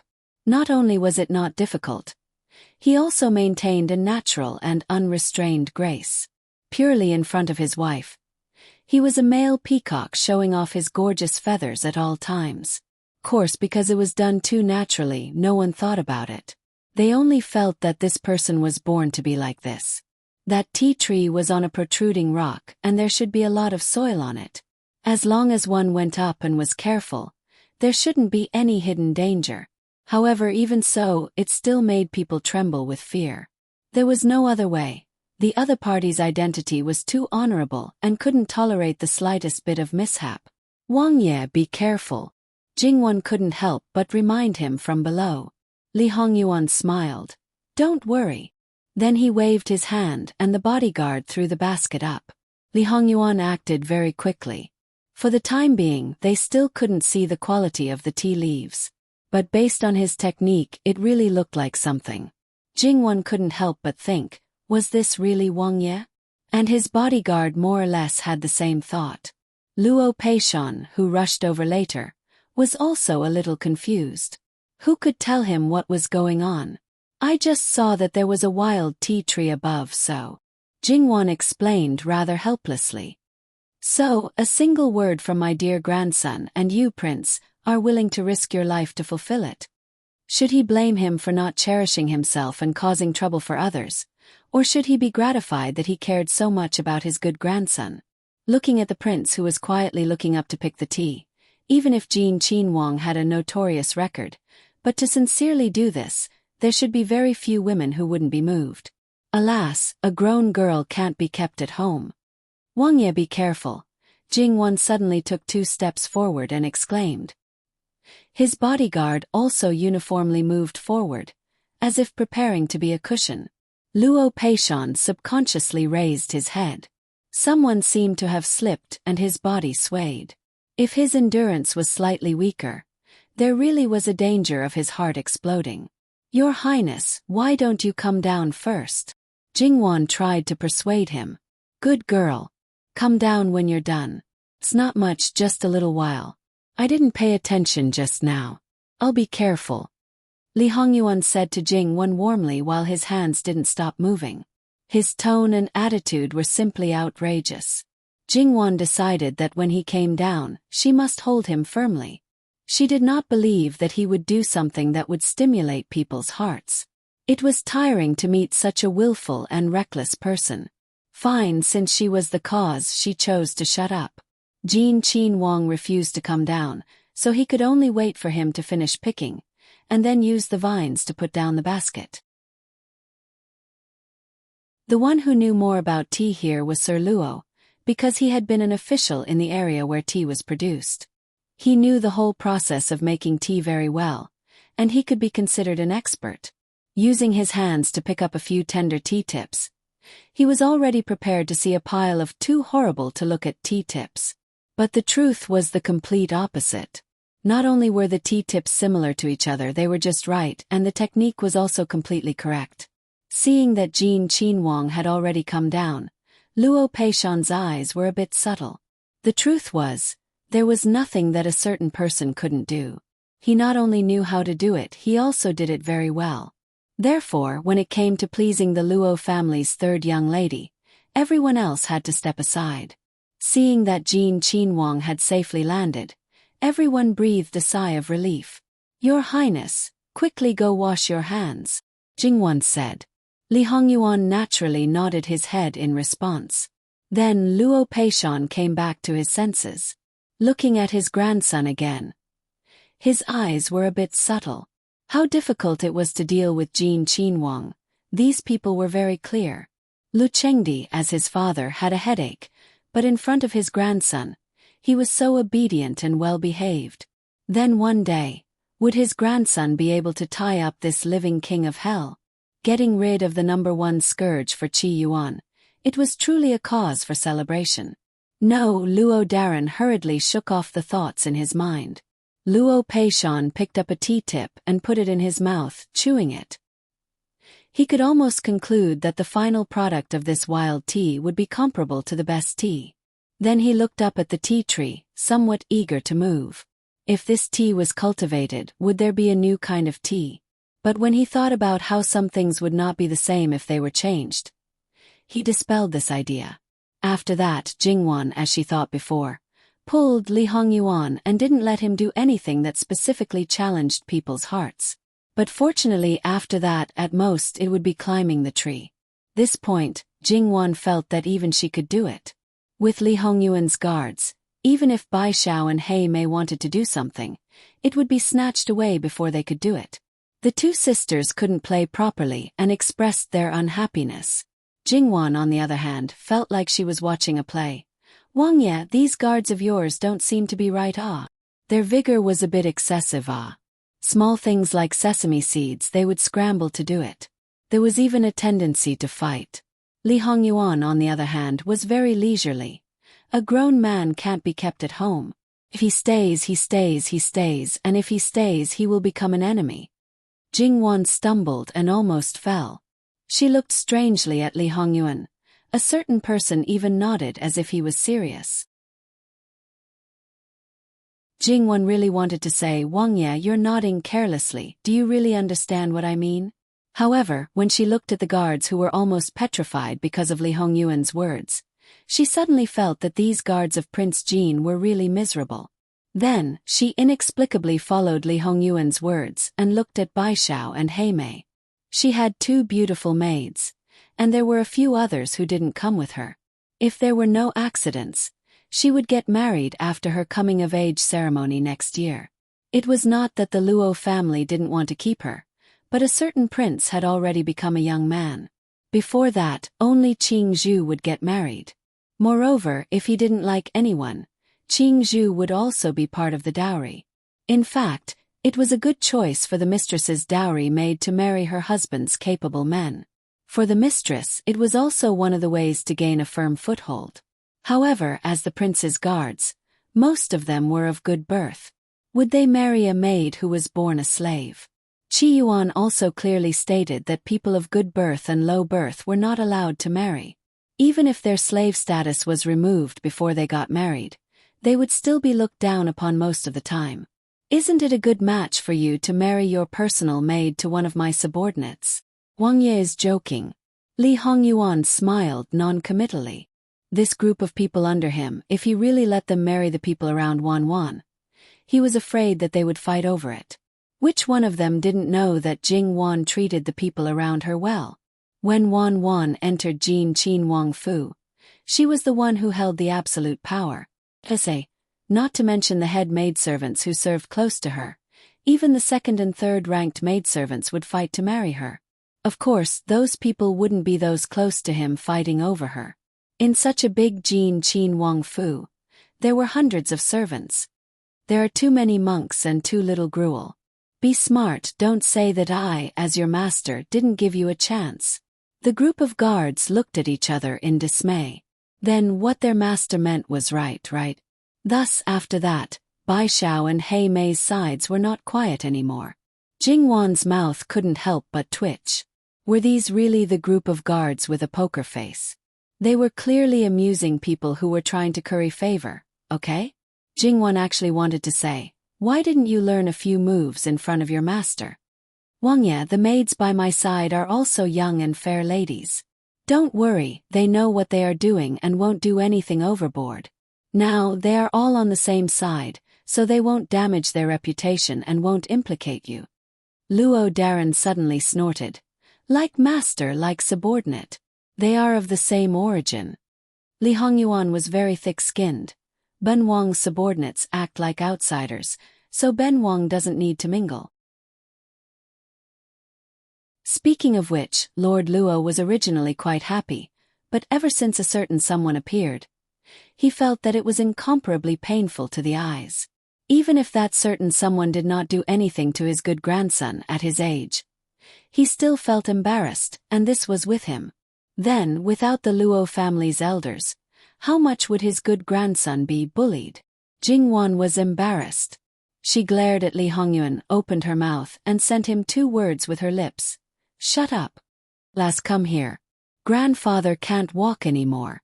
Help grandfather. Knowing that it was an excuse, Li Hongyuan glanced at the servant who was in charge of serving him. However, Jing Wan quickly tugged at him. Her meaning was obvious. Shut up, shut up. Then, she quickly walked to Luo Daren's side and held his arm. Luo Daren glanced at Li Hongyuan with some pride. His expression was so good that Jing Wan saw it and couldn't help but twitch the corner of her mouth. He was like a child who had won a candy fight. It was not ordinary childish. Luo Daren's image. Even so, there was still someone causing trouble. Tiske, I can keep it for a while, but I can't keep it for a lifetime. I can keep it before marriage, but can I keep it after marriage? His casual words made Luo Daren so angry that he almost vomited blood. He almost couldn't control his temper and spat. However, if Luo Daren was angered, even if he was a prince, he would not let it go so easily. Then Luo Daren's sage's teachings was activated again. After speaking for a long time, he saw that Li Hongyuan seemed to be speechless like the others. He stroked his beard proudly. Jingwan didn't know what words to use to describe it. However, according to her little understanding of a certain someone, it was impossible for him to be finished like this. Even if he was temporarily defeated, he would probably find another way to make up for it. However, it was obvious that everyone had underestimated Li Hongyuan. Is Luo Daren done? Then it's this prince's turn to speak. Thus, in the same way as Luo Daren, he cited the classics, the words of the ancient sages, and added his own fallacies. It was a long and eloquent speech without any repetition. Whatever Luo Peishan reprimanded him just now, he returned it 3 times over. Those who didn't know would think that he was a famous scholar, or the very young, handsome, and confident kind. You. Luo Daren pointed at him with a trembling finger. This bastard hid it too well. It was fine if he was scheming, but his knowledge was also so good. How could he let others live? Digression. https://www.bicon.com/11/11807/6653183. HTML chapter error. Click here to report, no registration required. We will deal with it as soon as possible. After reporting, please wait patiently and refresh the page. Please remember the domain name of this book. www.bicon.com mobile version reading website, Bicon.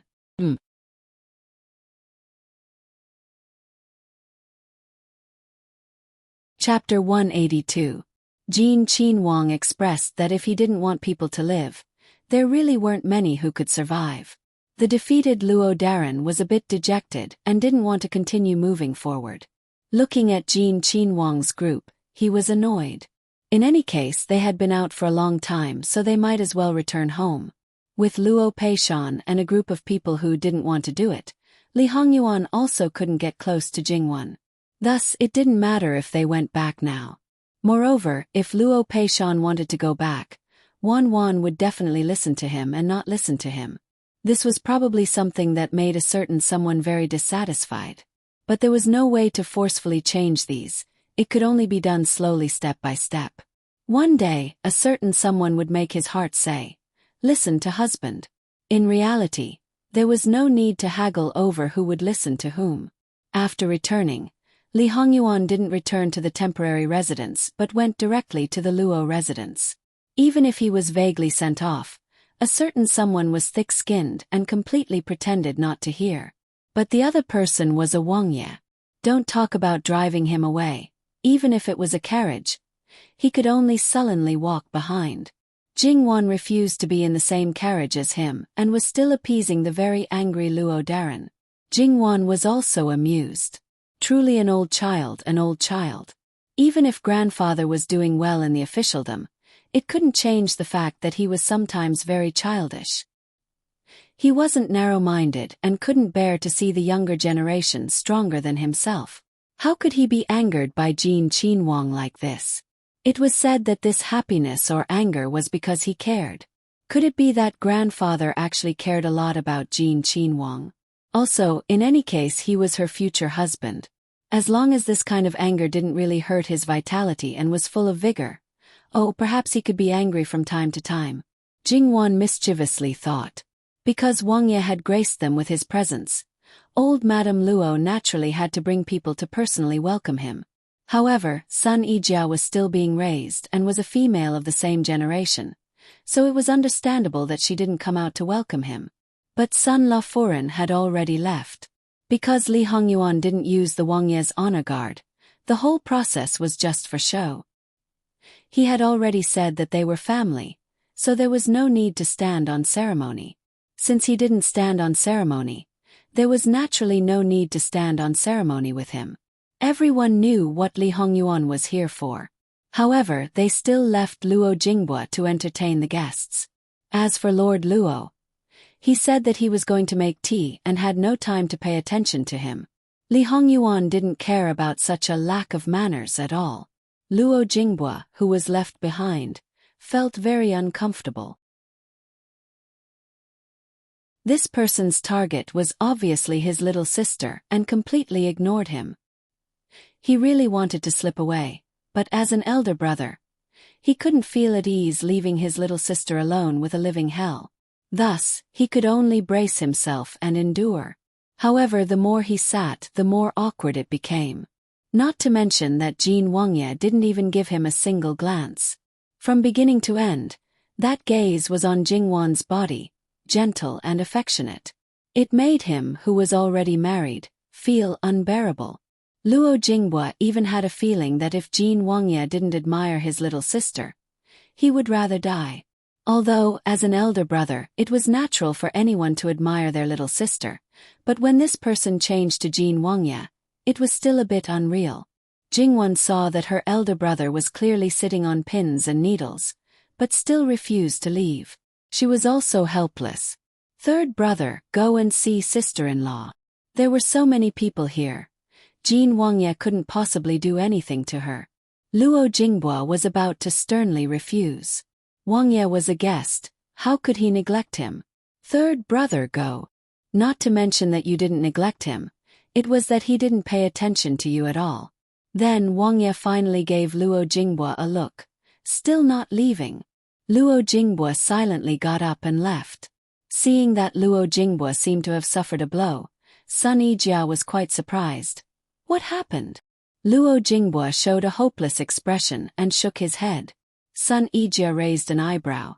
Jin Wangye already left? Oh. Sun Yijia's eyes turned. At Wan Mimi's place. Luo Jinghua glanced at her and didn't say anything. However, Sun Yijia understood his gaze. Don't ask, don't want to say. If he didn't want to say, then all the more she had to ask. She was bored right now. Her brows wrinkled, showing a worried expression. Could it be that something happened? Of course it's nothing, what could happen? But Jinghua, it's clearly written on your face that something happened. If you don't say, wouldn't it make me more worried? She was currently avoiding worrying, anxious, angry and other emotions that would harm her body. Don't think too much, I'll tell you. Sun Yijia immediately showed a bright and beautiful smile. How could Luo Jinghua not understand? She was sure that he would do whatever she wanted. You are. He was completely at his wits' end now, but there was one more person. Actually, it's really nothing. Luo Jinghua just told her about his future brother-in-law's attitude towards his younger sister. And he only stated it from an objective point of view. There was no emotion at all. After Sun Yijia finished listening, she was silent for a moment, then suddenly laughed. Isn't that a good thing? In the past, when Jin Wangye doted on someone, it would always cause an uproar. But now, even if he gets close to Wan Mimi, it's in private. Those who know are his own people, so he doesn't have to worry about ruining Wan Mimi's reputation. Wan Mimi is married and will be the Zhengfei. To be able to obtain Jin Wangye's affection, it's naturally far better than his indifference and even disgust. You're right. I just can't stand that feeling of being completely unnecessary. Sun Yijia looked at him teasingly. If you can't stand it, why didn't you leave earlier? You're still worried that Wan Mimi will be bullied. This is the Luo family's temporary residence, and there are so many people serving here. So you're asking for it. Luo Jinghua was speechless. Wasn't he asking for it? He clearly knew that he wasn't welcome, yet he insisted on being a hindrance. Didn't he see that his grandfather, the head of the family, had already slipped away? No matter what, he didn't have the qualifications to entertain the Wangye. Now that he thought about it, his grandfather wanted him to stay. It wasn't to let him entertain guests at all, but more to cause trouble for Jin Wangye. Grandfather Darren, you clearly know that it's a pit that you don't want to step into, but you shouldn't push your own grandson inside. In the end, Li Hongyuan wouldn't let Jingwan lose face in front of the servants. So, even if his heart was extremely eager, his words and actions always restrained themselves and abided by etiquette. Sometimes he still felt that the days were passing too slowly. Thus, after the meal in the Luo family, Li Hongyuan returned to his own residence. That's right, he didn't live in the temporary residence. Among the princes, only he had his own courtyard in the temporary residence and his own residence outside the temporary residence. These two places were naturally properly taken care of. Outside the gate of the residence, there was a carriage parked. Although there was no sign, but the subordinates still recognized it at a glance. It was the Ruan family's carriage. Li Hongyuan heard this from inside the carriage, but his eyelids didn't even lift. There was no need for him to say it. The subordinates already knew what to do. After all, this was the Wangye's residence. It wasn't a place where any random cat or dog could stay. Just as they were about to drive them away, the person in the carriage had already come down and walked straight towards Li Hongyuan's carriage. Obviously, it was a woman wearing a veil, but she carried a baleful aura that made Li Hongyuan's bodyguards somewhat fearful. They looked at each other in dismay. This Ruan family's woman wasn't crazy, but instead, she was like a malicious spirit preparing for revenge. Should it be said that she was worthy of being a woman who dared to fearlessly like the person that others avoided? However, when strength and courage matched, it was called arrogance. Having courage without matching strength was called foolishness. Logically speaking, when a minister with great power clashed with a powerless prince, the prince would usually be the one to retreat. However, this rule didn't apply to Li Hongyuan. When Ruan Fengfei was still one zhang away from the carriage, she was stopped by a bodyguard. "Miss, please leave quickly." Ruan Fengfei, however, had a cold look. She didn't care and forced her way forward. The bodyguard directly pulled out a knife and placed it on her neck. It was slightly painful. She didn't need to touch it to know that there was definitely blood. It was obvious that if she dared to take another step forward, she would die on the spot. She was very clear that in the current situation, even if she was really killed, she would only die in vain. Because as long as she was casually accused of a crime, her parents wouldn't be able to avenge her. Moreover, if she lost her life, what was the point of revenge? Today she just wanted to confirm one thing, not to throw away her life. She wanted to live and live well. However, her heart, which had long been eroded by evil spirits, no longer had the slightest concealment. "Li Hongyuan, how dare you?" The knife unrestrainedly went down a bit. However, she didn't have the same confidence as before when facing Li Hongyuan. She hated him so much that her teeth chattered. This subject only has one thing that she doesn't understand and wants to ask Prince. As long as Prince gives this subject an answer, this subject will immediately leave. After a long while, a voice finally came out from the carriage. There was only one word: scram. Ruan Fengfei clenched her fists. One must know that the injury on her palm hadn't healed yet, but she didn't seem to feel any pain. If this subject doesn't get an answer, I won't die in peace. Li Hongyuan finally showed mercy and came out of the carriage. He looked at her condescendingly without the slightest emotion, as if he was looking at an insignificant insect. "Whether you die or not, what does it have to do with this prince?" Although she had long realized that she had no place in his heart, when he said these words, her heart still hurt to the extreme, as well as the hatred that went deep into her heart. Although her love for Li Hongyuan might not be pure, it couldn't be denied that he was the only man who moved her heart. Since he was the only one, it was naturally engraved in her heart. Looking at that incomparably handsome face, that cold aura, just looking at it seemed to make one's heart beat faster. This man was dissolute and fond of beauty, but in fact, he wasn't a warm person. Under normal circumstances, he was very cold to people, even to the point of being taciturn. She originally thought that he would be like this for the rest of his life. Even if there was a change, it would be her who made him change. However, she saw that he was like an ordinary man who was gentle to the woman he admired. But that person wasn't her, not her. Ruan Fengfei suddenly laughed sinisterly. "This subject's daughter won't die in peace. I'm afraid that I will become a malicious spirit, and then pester a slut named Luo Jing one day and night." Ruan Fengfei swallowed back the words she was about to say. This was because Li Hongyuan had suddenly gotten off the carriage and rushed forward to grab her by the neck. He did not show any mercy at all. The only part of her face that was exposed to the outside instantly turned red. The color of blood slowly faded and turned a little purple. Her hand wanted to pry his hand away, but it was tightly clamped by his guard, unable to move. The shadow of death had never been so close to her. She suddenly regretted it.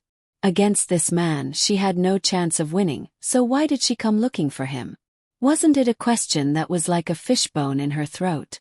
Could it be more important than her life? The sound of horse hooves was abnormally hurried.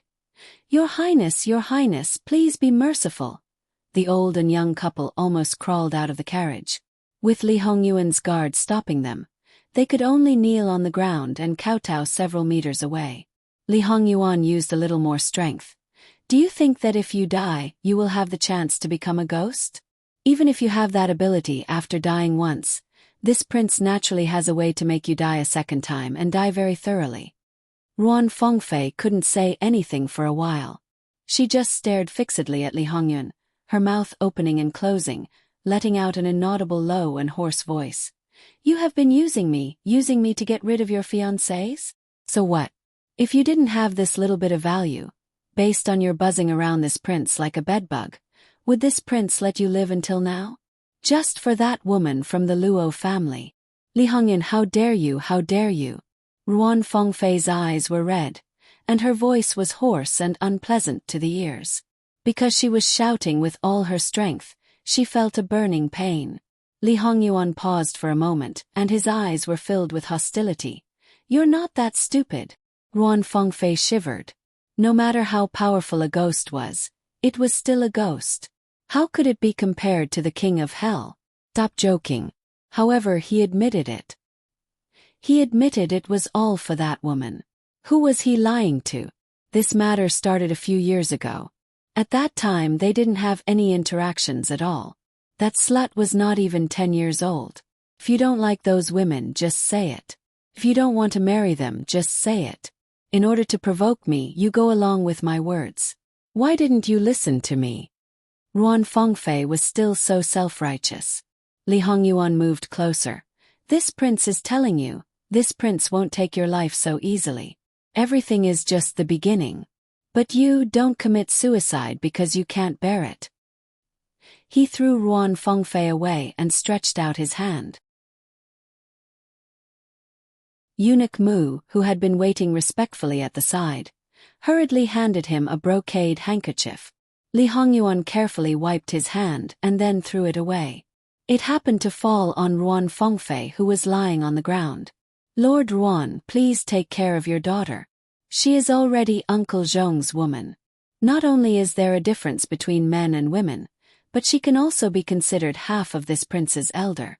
It's fine if she lost her chastity, but if she also messed up her morals, she can find anyone to blame, but don't put it on this prince. Ruan Ruizhong knelt on the ground and shivered. He was angry and perhaps resentful. I've already said that she's a restless person. She's already made a scene in the capital, and it's the same today. She doesn't take good care of herself but runs out all day. Perhaps I should remind Uncle Prince Zhong to send someone to properly train her. Even if she's a side consort, she's still half a daughter-in-law of the imperial family. With her like this, even if your Ruan family doesn't find it shameful, the Li imperial family won't allow her to tarnish it. Digression. https://www.yanguiwaiwo.com/11/11807/6653185. HTML. We will deal with it as soon as possible. After reporting, please wait patiently and refresh the page. Please remember the domain name of this book. www.yanguiwaiwo.com. Biku Pavilion Mobile Version Reading Website. M. Yanguiwaiwo.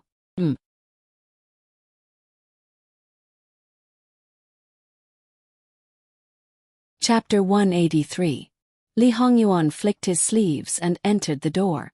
The door closed with a bang. Then his carriage was also taken away. Madame Ruan quickly went forward and helped Ruan Fengfei up. However, someone was cruel and unscrupulous. She directly slapped her mother's hand away and struggled to get up. Perhaps some people felt that she had been deeply hurt.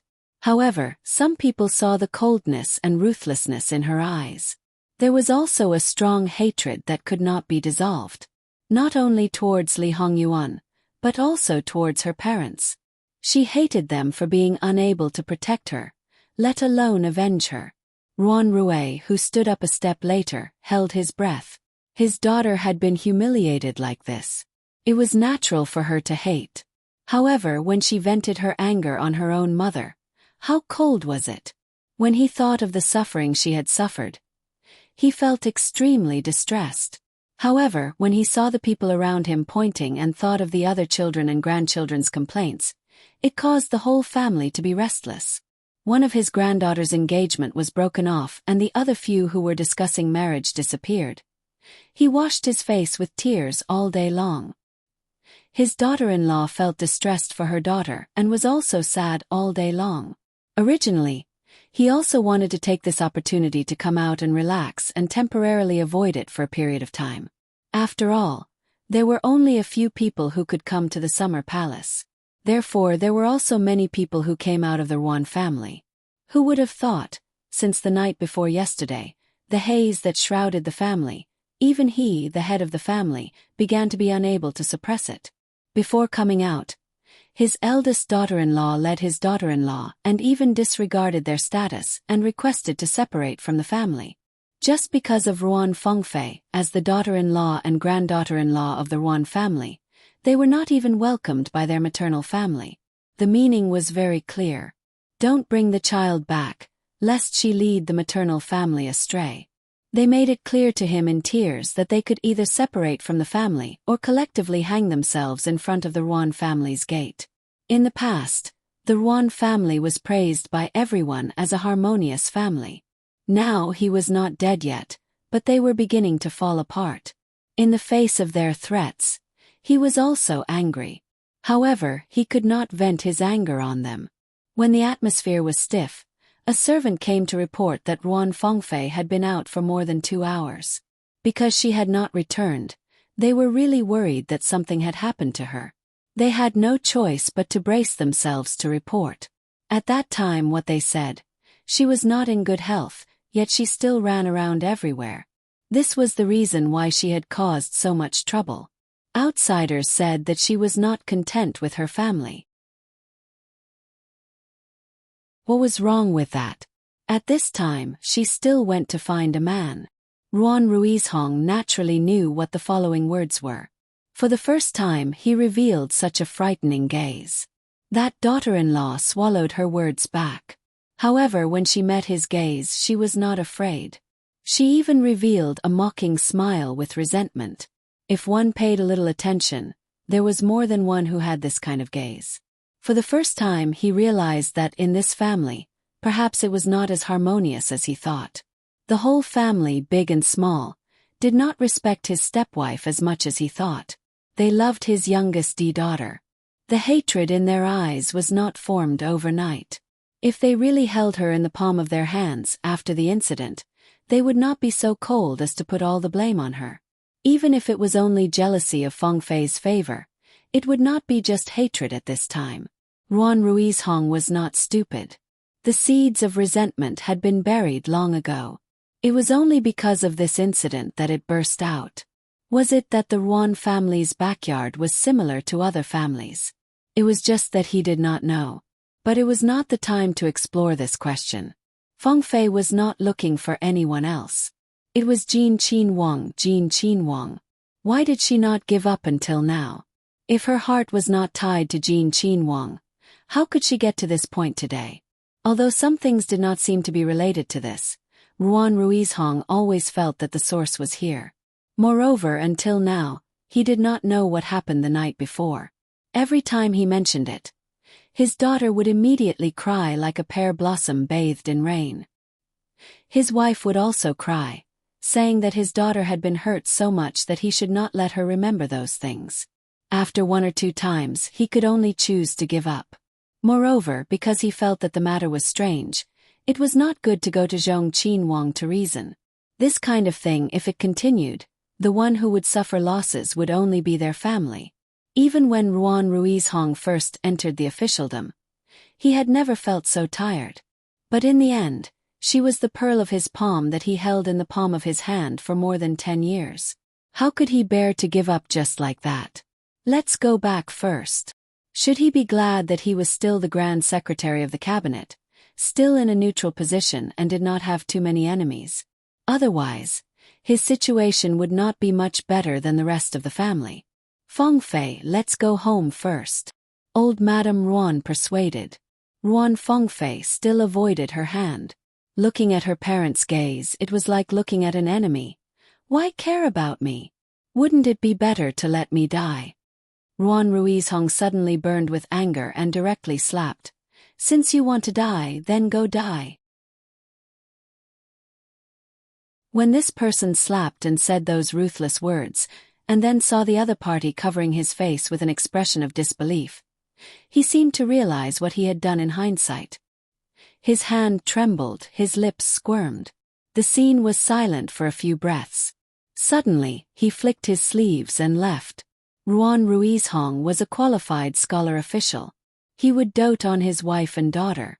The premise was that the family was harmonious and the Ruan clan was prosperous. But now, to say that he did not blame his daughter who made the Ruan family like this, that was simply the biggest joke in the world. It was just that before, his tender love had taken the upper hand and he himself was not aware of it. Once it exploded, in addition to the disturbance in the family, Ruan Fengfei's mistake would be infinitely magnified. Her position in his heart would drop again and again. Old Madame Ruan probably did not expect it to be like this. But this slap made her heart tremble even more. What kind of man was this man? She was very clear. Ruan Ruizhong had always been good to her, but she neglected it. Now, it was like a basin of ice water was poured over her head. Even though it was June, it was still cold. Seeing Ruan Fengfei's gaze that seemed as if she couldn't wait to eat someone, she suddenly covered her eyes and whispered in her ear, "Fengfei, that's your father. Without him you are nothing. Without his protection, don't even talk about Jin Qinwang humiliating you. Any random cat or dog can trample on you. It's true that you are his beloved daughter, but compared to the entire Ruan family, you are nothing." Ruan Fengfei pulled away her mother's hand. In her eyes, the ruthlessness disappeared completely, leaving only tears and the grievance after being slapped. "Mother. Good daughter, don't cry, don't cry. Your father is only... Don't cry." Old Madame Ruan pulled her and chased after them. It was clear that they wanted to sit in the same carriage. After getting on the carriage, Ruan Fengfei directly knelt in front of Ruan Ruizhong. "Father, daughter is wrong. Don't be angry. Daughter is only. As she spoke, tears rolled down one by one. How could he be so cruel? "Father, this is the last time. Daughter will not miss him in the future. In the future, daughter will stay at home obediently and not go anywhere. Can you forgive daughter this time? It doesn't matter if you don't forgive. Just don't be angry and don't hurt your body. Father, father." Originally, he already regretted that slap. Seeing her like this, his heart naturally softened. "Fengfei, father hates really hates Father, I'm sorry. It's all daughter's fault. It's all daughter's fault." Regardless of what happened here, after Li Hongyuan entered the courtyard, Mu Gonggong, who could not go out with him this time, quickly served tea. When Li Hongyuan drank the tea, "Master, the person has returned. Let me have a look." Mu Gonggong paused. "Master, how can you not look at such a filthy thing?" The person who came back was naturally the person who stayed in the village to deal with the aftermath. And the thing he brought back was naturally the head of some people. It was not the head of an important person. Li Hongyuan wanted to see it purely because he was very bored.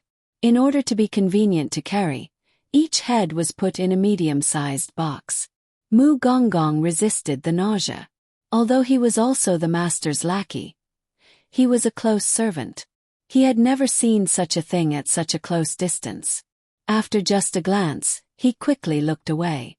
However, he could not make too big of a movement. There was always a little shadow in the corner of his eyes. The more he wanted to ignore it, the more he could not. He almost had a feeling of collapse. Li Hongyuan's expression did not change. 6 people. It's a big investment. Although Li Hongyuan didn't place his men in the Ruan family's backyard, he still had a basic count of the number of guards who were trained to be secret guards. There were more than 30 of them.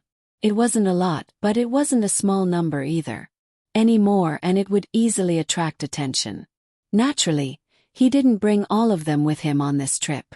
After all, many people weren't in the capital and it was easy to get things done.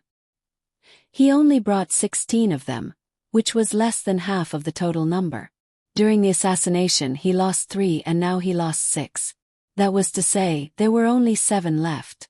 Well, maybe he could count Madame Ruan in. Moreover, there might be some among the maidservants who were trained.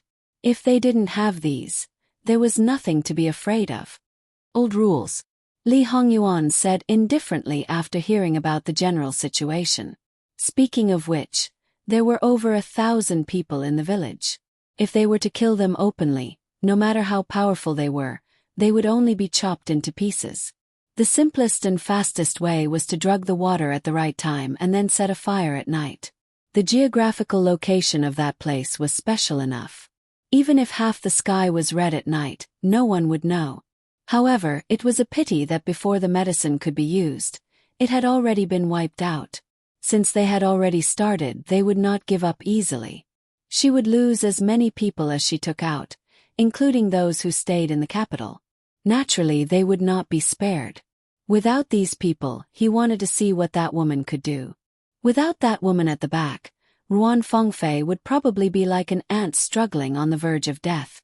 After they left, "Master, the people in the West have also arrived. https://www.bicken.com/11/11807/6653186. HTML We will deal with it as soon as possible. After reporting, please wait patiently and refresh the page. Please remember the domain name of this book. www.bicken.com Mobile Edition.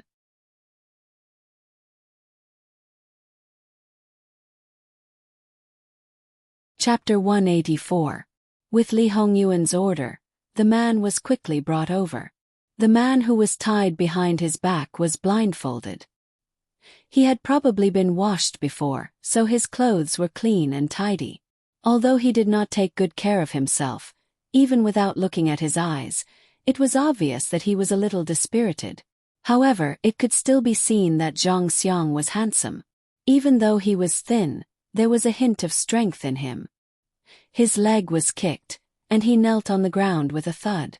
The man did not resist. Instead, he felt a sense of relief as if he had finally met his target. He was caught for no reason, and then it could be said that he did not know whether it was day or night. It could be said that the horse did not stop all the way. At first, he roughly estimated the direction, the distance he traveled every day, and thought about who wanted to catch him and why. However, he was thrown on the back of a horse like a sack of goods. He was not young to begin with, so he could not bear such torment. Besides that, those people did not do anything to him, so he was too lazy to think so much. However, the target was still so far away, which was beyond his expectations. The black cloth in front of his eyes was removed. Because it was indoors, the light was not strong. Although he felt uncomfortable, it did not last for long. Then, he finally saw the man sitting on the main seat a few steps away. Then he was stunned. Although he was sitting casually, he reflected his grace and nobility from head to toe. He seemed to be emotionless, but he had a dignified aura. Even if he was only dressed in linen, no one would think that he was an ordinary person. However, what really made the man stunned was not this, but that face. He thought that he had forgotten it, but when he saw that similar face, he realized that not only did he not forget it, but it was more like an indelible mark was carved by a knife day after day. Hua hua, hua hua. After being stunned, the man seemed to have broken down. He repeated this name repeatedly, and tears fell like rain. The more he cried, the fiercer he became. He even looked like he was about to burst into tears. His body could not support it, so he bent down and pressed his forehead against the ground. Li Hongyuan narrowed his eyes slightly. It seemed that his previous guess was wrong. He knew that Momo was his birth mother's nickname.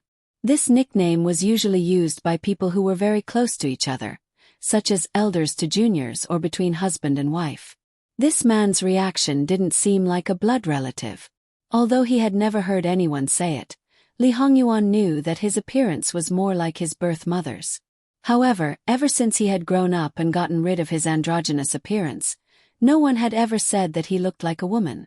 His face was not feminine at all. It was a novel experience to hear someone shout a woman's name at him. However, it was a little annoying to hear a man howling like this. Li Hongyuan waved his hand, and the man was carried out. Not long after, he was brought back. He had stopped crying, but from his chest up, everything was wet. It was obvious what had happened to him just now.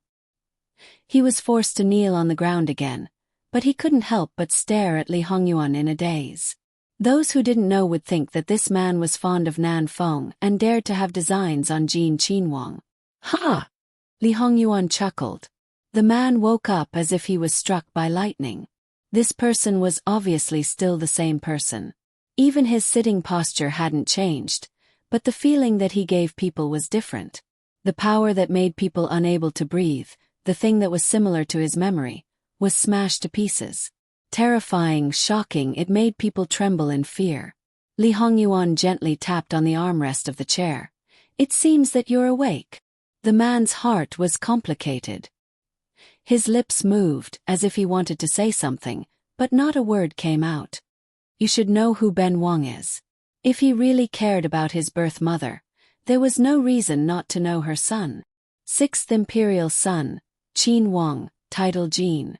The man slowly spat out 9 words. Li Hongyuan nodded.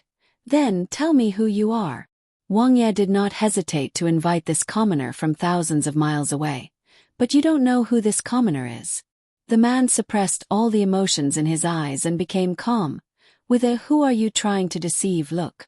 Li Hongyuan's mood at this time could be considered good and didn't do anything. Not only that, he appeared particularly honest. I really don't know. I thought it was someone from the Pei family.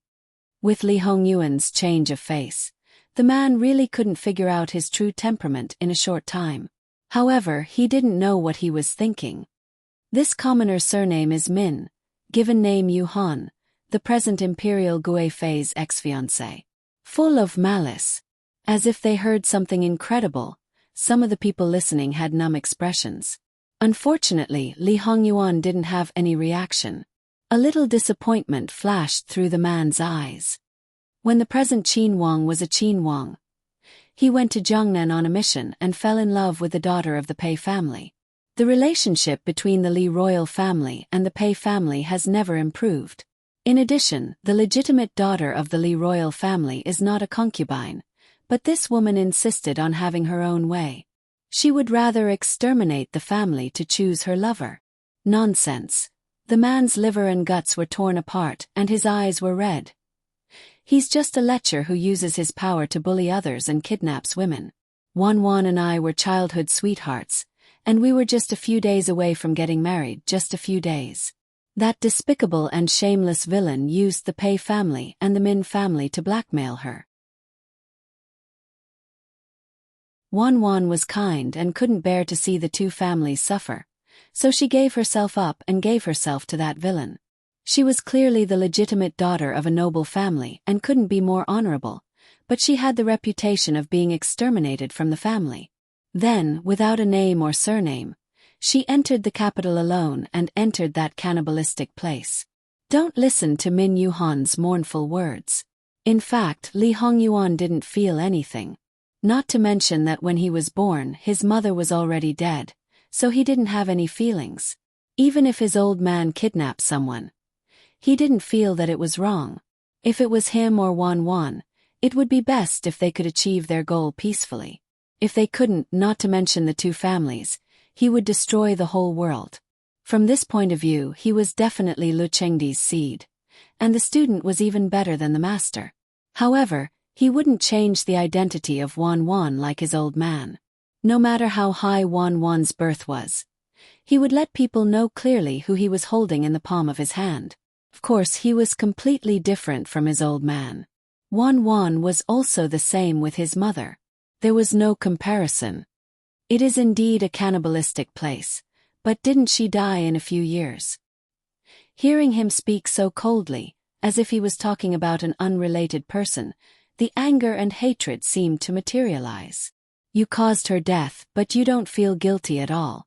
You are indeed the one with the surname Li. You are rotten to the core. Li Hongyuan didn't take it seriously. So you also believe that she died of blood loss due to dystocia? Min Yuhan was stunned. What do you mean? What I mean is that she was strangled to death by her husband. After she died, This prince was cut out from her stomach by her husband. Don't talk about her glory when she was alive.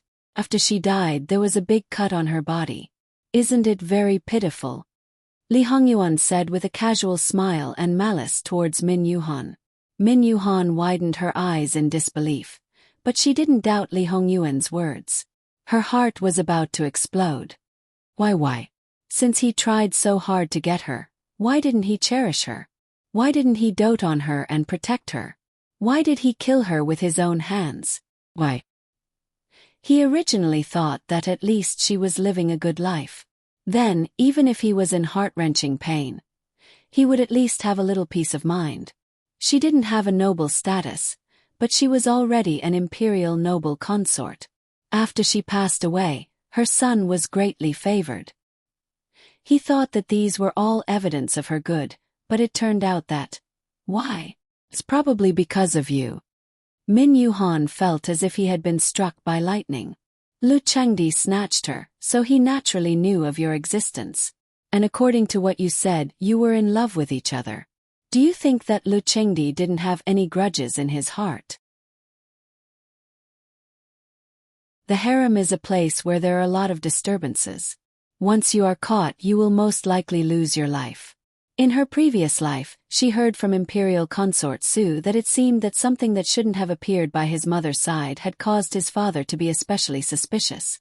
Logically speaking, if he suspected another man, his father wouldn't have lost his mind and killed him. After she was pregnant, did you go to the capital and try to contact her? Min Yuhan's face stiffened, and the corners of her mouth twitched. In this case, she actually guessed correctly. With his father's character, he dared to do such a thing. Was he courting death or was he courting death? I didn't want to see her, and she didn't want to see me. I only asked someone to pass her something and she sent me a letter. She told me that she was very good and asked me to find a good girl to start a family with. Then she asked me to leave the capital and never go back. Min Yuhan seemed to have lost her soul as she muttered. In the end, was I the one who harmed her? Was I the one who harmed her? Harem was easy to say, but it was also difficult to say the least. It depended on the person and the situation. His mother's situation was absolutely impossible. It seemed that his father had never suspected his mother of being unfaithful. It was just that he had treated her with all his heart for a few years. In the end, she still had another man in her heart. 9 out of 10 men would probably explode. It was very common for someone to fan the flames and do something irrational in a moment of impulse. https://www.bicken.com/11/11807/6653187. HTML. We will deal with it as soon as possible. After reporting, please wait patiently and refresh the page. Please remember the domain name of this book. www.bicken.com Mobile Edition.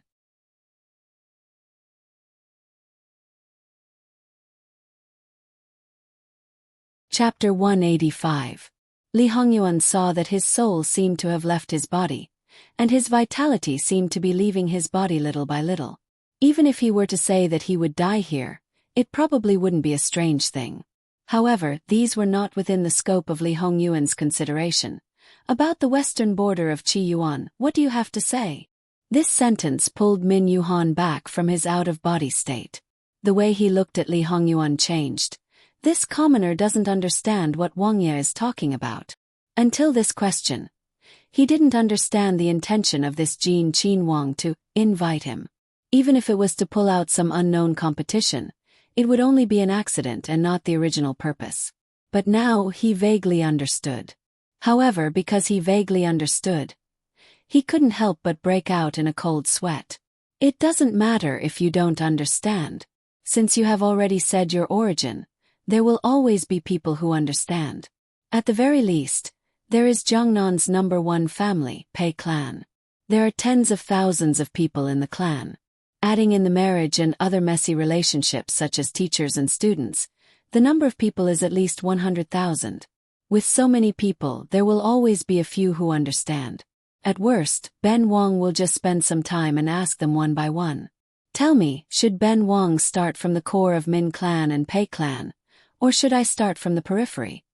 Min Yuhan's eyes were about to split open. He suddenly got up and rushed towards Li Hongyun.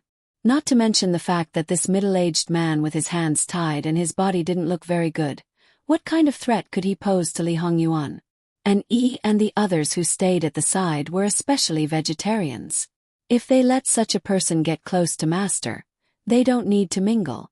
However, with just one step he was subdued in an instant. His entire upper body was pressed to the ground and his head was ruthlessly stepped on. Min Yuhan's insignificant struggle didn't have the slightest effect. Beast. That's your maternal family, ah. How can you be so ruthless? You really are his seed. He also hated himself for being too careless. Because the other party was Bien's son. He was surprised that the other party knew his identity. In addition, he deliberately wanted to disgust the other party, so he easily revealed his identity. However, even if she didn't say anything, would he really not know?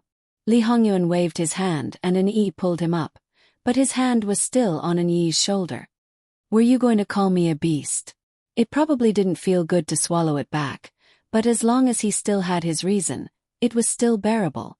Although there are many people who curse this prince behind my back, those who curse in front of this prince are probably dead. This prince is still a prince, and the face and dignity of the imperial family are still important. Li Hongyuan took a sip of tea. As for the maternal family you mentioned, from the perspective of the adoptive mother, the maternal family should be surnamed Su. However, this prince has never been interested in the Su family.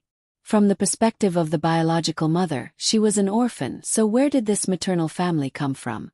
For more than 20 years, this prince hasn't even seen the shadow of the Pei family. Now that you've stirred up trouble and implicated the Pei family, you have the nerve to claim kinship with this prince. How many people have called this prince shameless? Obviously, this prince thinks that he is far less shameless than you people. Li Hongyuan was still undisciplined, but Min Yuhan's face was like a color palette, exceptionally wonderful. It wasn't clear whether she was more embarrassed or angry. The Pei family, not to mention Jiangnan, even in the entire Qi Yuan, is considered the most powerful family. Even if no one enters the imperial court as an official, they have the imperial edict of Taizu. Unless the Pei family commits a great crime of rebellion, the Li imperial family can't make things difficult for the Pei family. The Min family can't compare, but they are also entangled. How can it be so easy to remove them? Back then, Imperial Father used your two families as a threat, but that was a joke. You were really tough to the end. At that time he was only a prince, so what?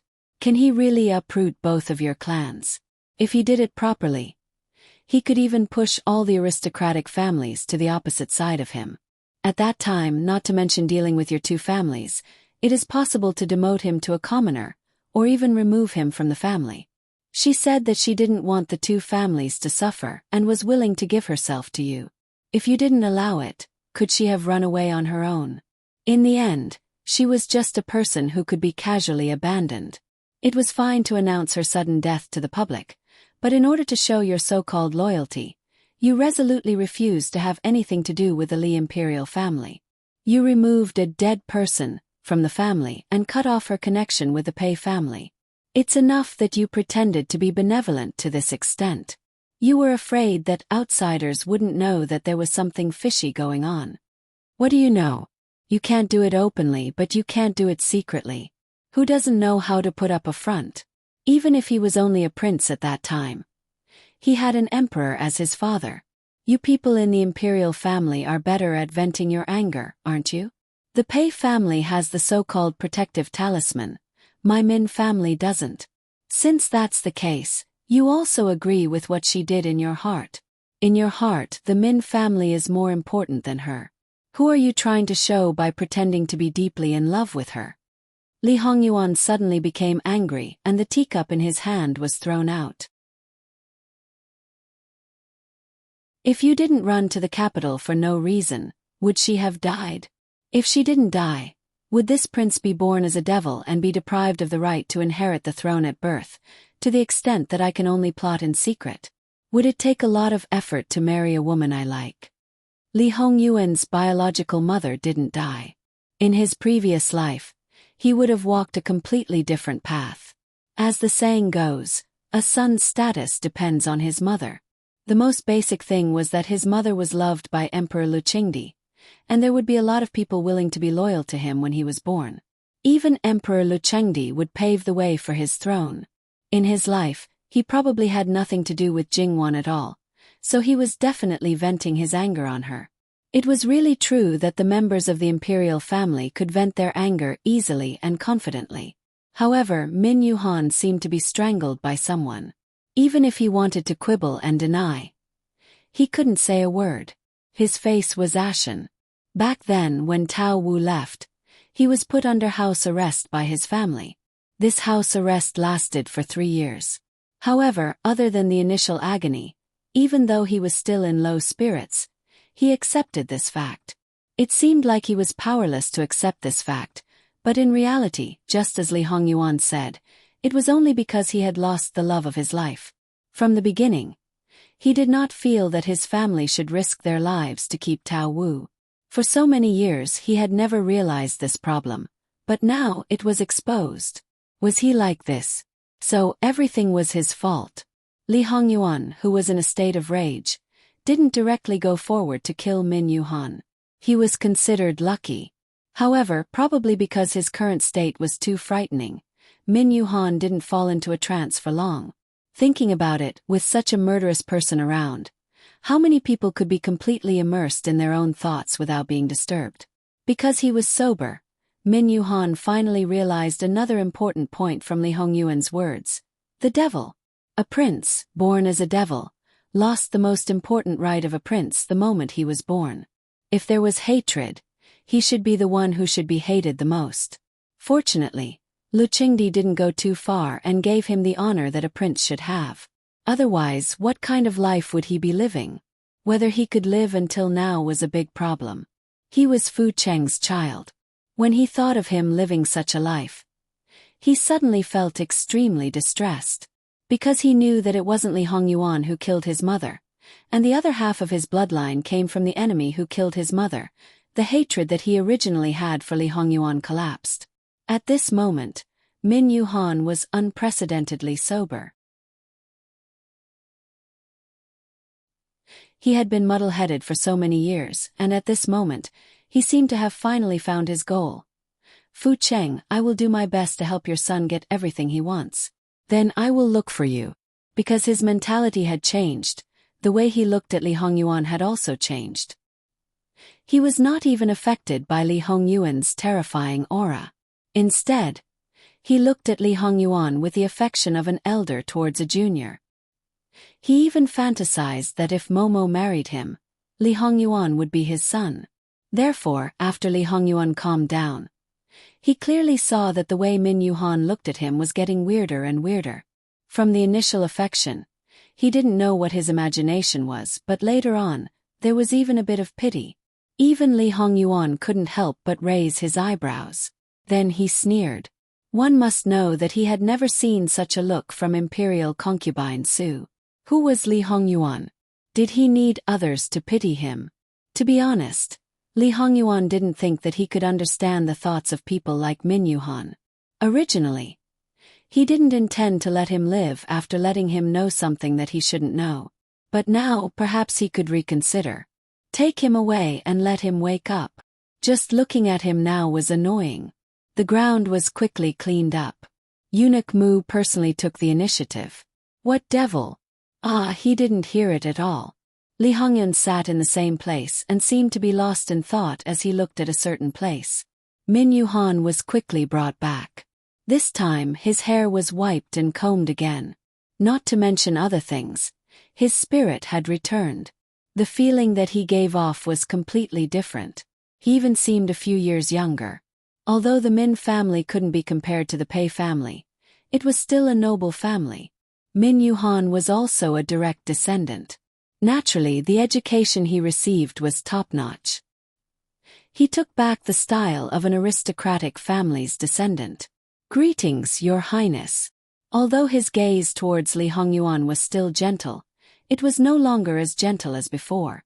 Li Hongyuan just looked at him indifferently. However, Min Yuhan automatically told him about the incident at the western border. In fact, there were only some signs of the incident. He happened to encounter it and secretly added fuel to the fire. As for the purpose, naturally, it was to cause trouble for the Li family. It would be good if he could cause internal strife or even overthrow the Qi Yuan. Anyone who was the emperor would be better than the current emperor. Li Hongyuan roughly knew about this matter and didn't need Min Yuhan to elaborate. Thus, he waved his hand and interrupted him. "Is the remnant of the previous dynasty related to the Pei family?" https://www.bikin.com/11/11807/6653188. HTML. Please click here to report. Registration is not required. We will deal with it as soon as possible. After reporting, please wait patiently and refresh the page. Please remember the domain name of this book. www.bikin.com mobile version reading website. Bikin.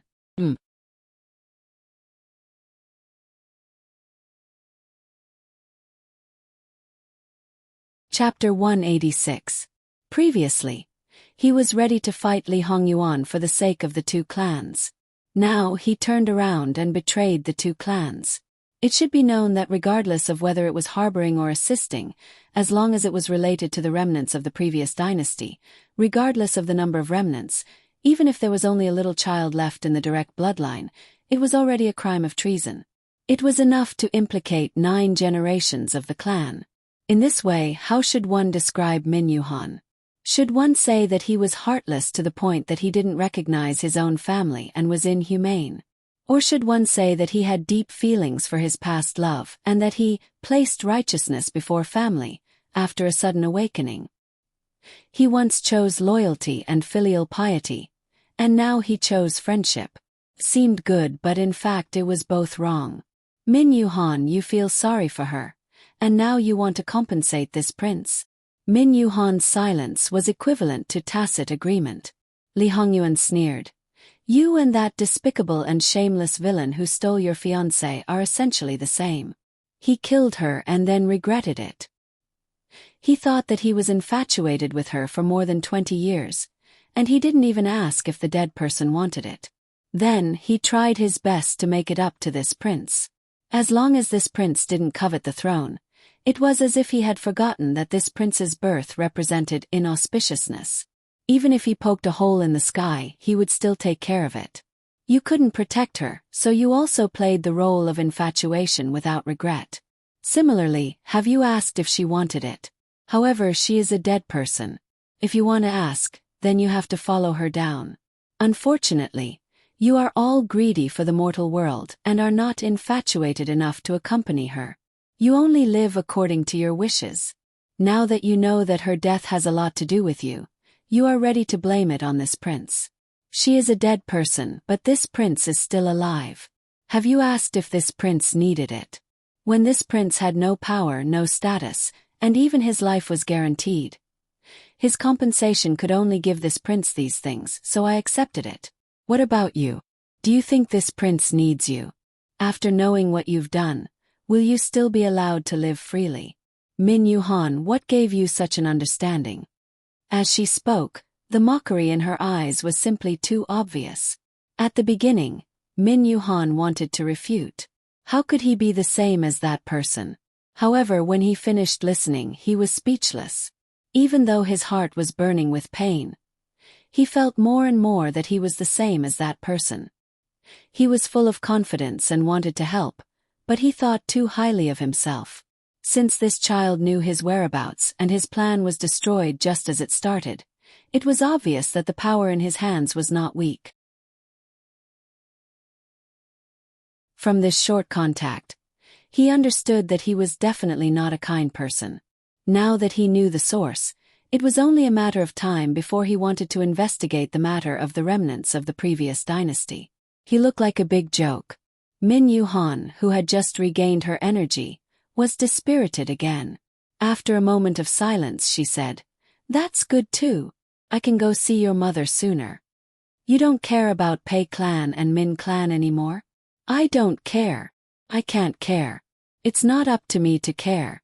All these years, I have only used the surname of Min.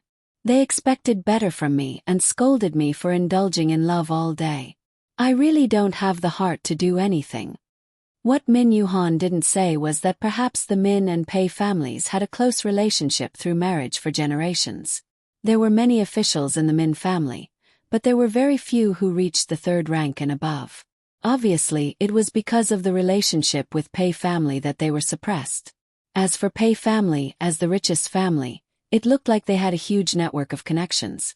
However, when it came to interests, because they didn't have power, Pei family couldn't have the absolute right to speak.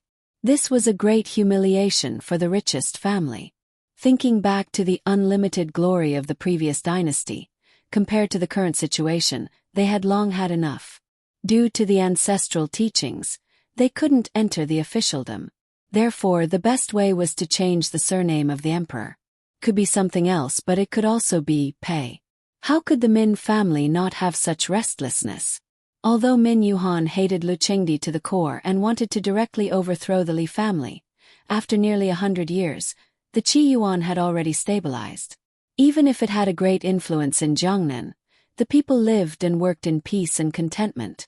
They had long recognized that the Li family was the orthodox family. Even if they used the descendant of the previous dynasty as a banner, it was estimated that not many people would follow. Moreover, whether it was the Pei family or the Min family, they basically didn't have any military generals. As the saying goes, if a scholar rebels, it won't succeed in 3 years. The right time, the right place, and the right people were all not on the same page. But in reality, there were many people in the two families who had such ambitions. If this continued, they would be finished sooner or later. Rather than ending up with the execution of the whole family, it was better for Prince Jean to cut off those people's thoughts now so that they wouldn't end up with the extermination of the family. Prince Jean was destined not to expose this matter. For a prince who had hidden all his forces in the dark, exposing this matter meant that everything was exposed. Moreover, he could feel that Prince Jean didn't care about the descendant of the previous dynasty. It wasn't even contempt, it was as if he didn't put them in his eyes. Towards such an existence, who would muster such a large force? Didn't Li Hongyuan know about this situation? Course he knew. In the previous life, he was the one who tidied up the Pei family. Naturally, there wasn't anything that he didn't know. However, that unrealistic ambition was quite laughable in Li Hongyuan's eyes. Fortunately, the Pei family didn't brazenly pull out the remnants of the previous dynasty. Otherwise, it wouldn't be as simple as cutting off the Pei family's wings. It was a trivial connection, a rebellion. If it wasn't exposed, it could still be hidden, but if it was exposed, it would only lead to death. Li Hongyuan nodded, seemingly agreeing with his words. He slightly hooked the corner of his lips. "Go see her? You say you want to see her and she wants to see her? What do you take her for? Moreover, in 22 years, she might have already reincarnated. She might even be the mother of several children." Li Hongyuan continued to stab without holding back. This stab was so ruthless that his body swayed and he almost fell to the ground. Even though he staggered and stood firm, the rising and falling of his chest became more obvious. The frequency of the rising and falling of his chest also increased. In addition, he tightened the clothes on the left side of his chest. Blue veins protruded from the back of his hand. All of these indicated that he was in a terrible state. Even so, Li Hongyuan still hooked the corner of his lips. There was no warmth in his eyes. He was calm and unruffled. The bystanders couldn't help but feel pity for Min Yuhan. Falling into the hands of the master, she could only admit that she was unlucky and had to face physical and mental hardships. As for whether she would be unable to bear it and die, if she really died she should feel lucky. Perhaps it was because he had long been accustomed to this kind of scene.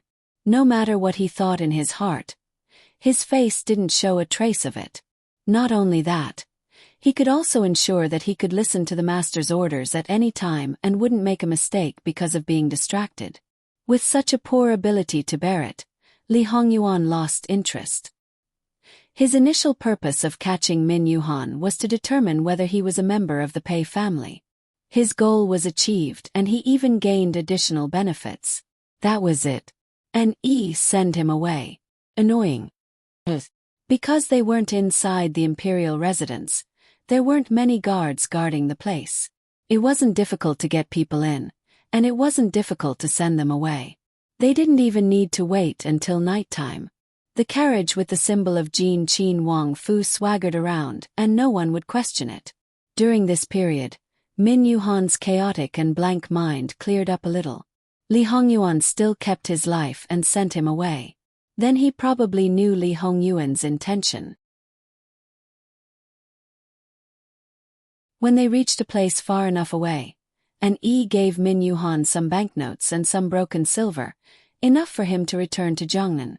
Does Wang Ye have any specific instructions? Although an came out with him, he still couldn't help but ask. After all, the other party was his subordinate.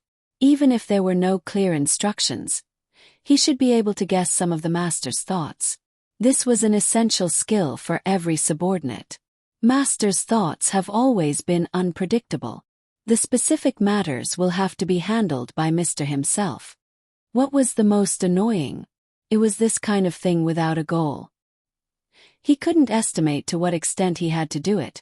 Just like that, whatever. I understand.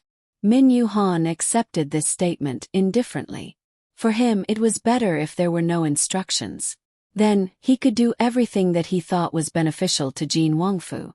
Because when he was completely not recognized and not accepted, naturally there wouldn't be that kind of arbitrary situation where, I'm doing it for your own good without considering other factors. That was something that really overflowed with Li Hongyuan. And nodded and left without saying anything. Min Yuhan looked at the carriage that was getting farther and farther away. He let him know the good things that he shouldn't know, but he let him go so easily. If he wasn't stupid, then he had absolute confidence. Min Yuhan recalled the short time that he got along with the other party. He was definitely not a stupid person. Perhaps he hadn't reached the point where he could control the whole situation, but he had reached the point where he wasn't afraid of being exposed. To be able to make him cheer up and dejected several times, it wasn't difficult to control a person's life and death. What was difficult was to control a person's emotions. Mimi, your son is completely different from you. However, he is very outstanding and very strong. Wait for me. I don't care if you've reincarnated, married, or given birth to a child, I'll still find you. Let me be selfish just this once. I can't let go of you. But for this matter, whether you agree or not, I'll persist. In the future, before I do anything else, I'll ask for your opinion. Maybe at that time he will become our son. Min Yuhan revealed a shallow smile. He was walking towards an unknown road. Perhaps it would be full of thorns, and perhaps in the end, he would be deserted. But it didn't matter. He didn't care anymore. Li Hongyuan dealt with the information gathered from other places and seemed a little bored. Immediately send the things to the Ruan family. Shouldn't sending heads be done at night? It was broad daylight. Did Master not find it troublesome? However, shadow guards never had a sense of self. Their master's words were their first will.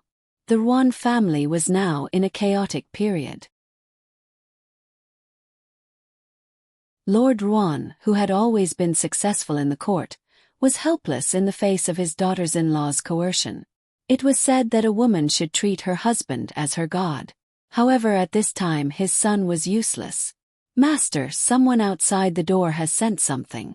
Lord Ruan, who was in a terrible fix, needed something to divert his attention. He felt that this was the right time. What is it? Bring it in.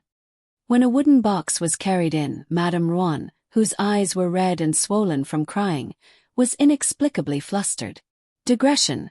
https://www.bicken.com/11/11807/6653189. HTML. We will deal with it as soon as possible. After reporting, please wait patiently and refresh the page. Please remember the domain name of this book. www.bicken.com mobile version reading website. Bicken.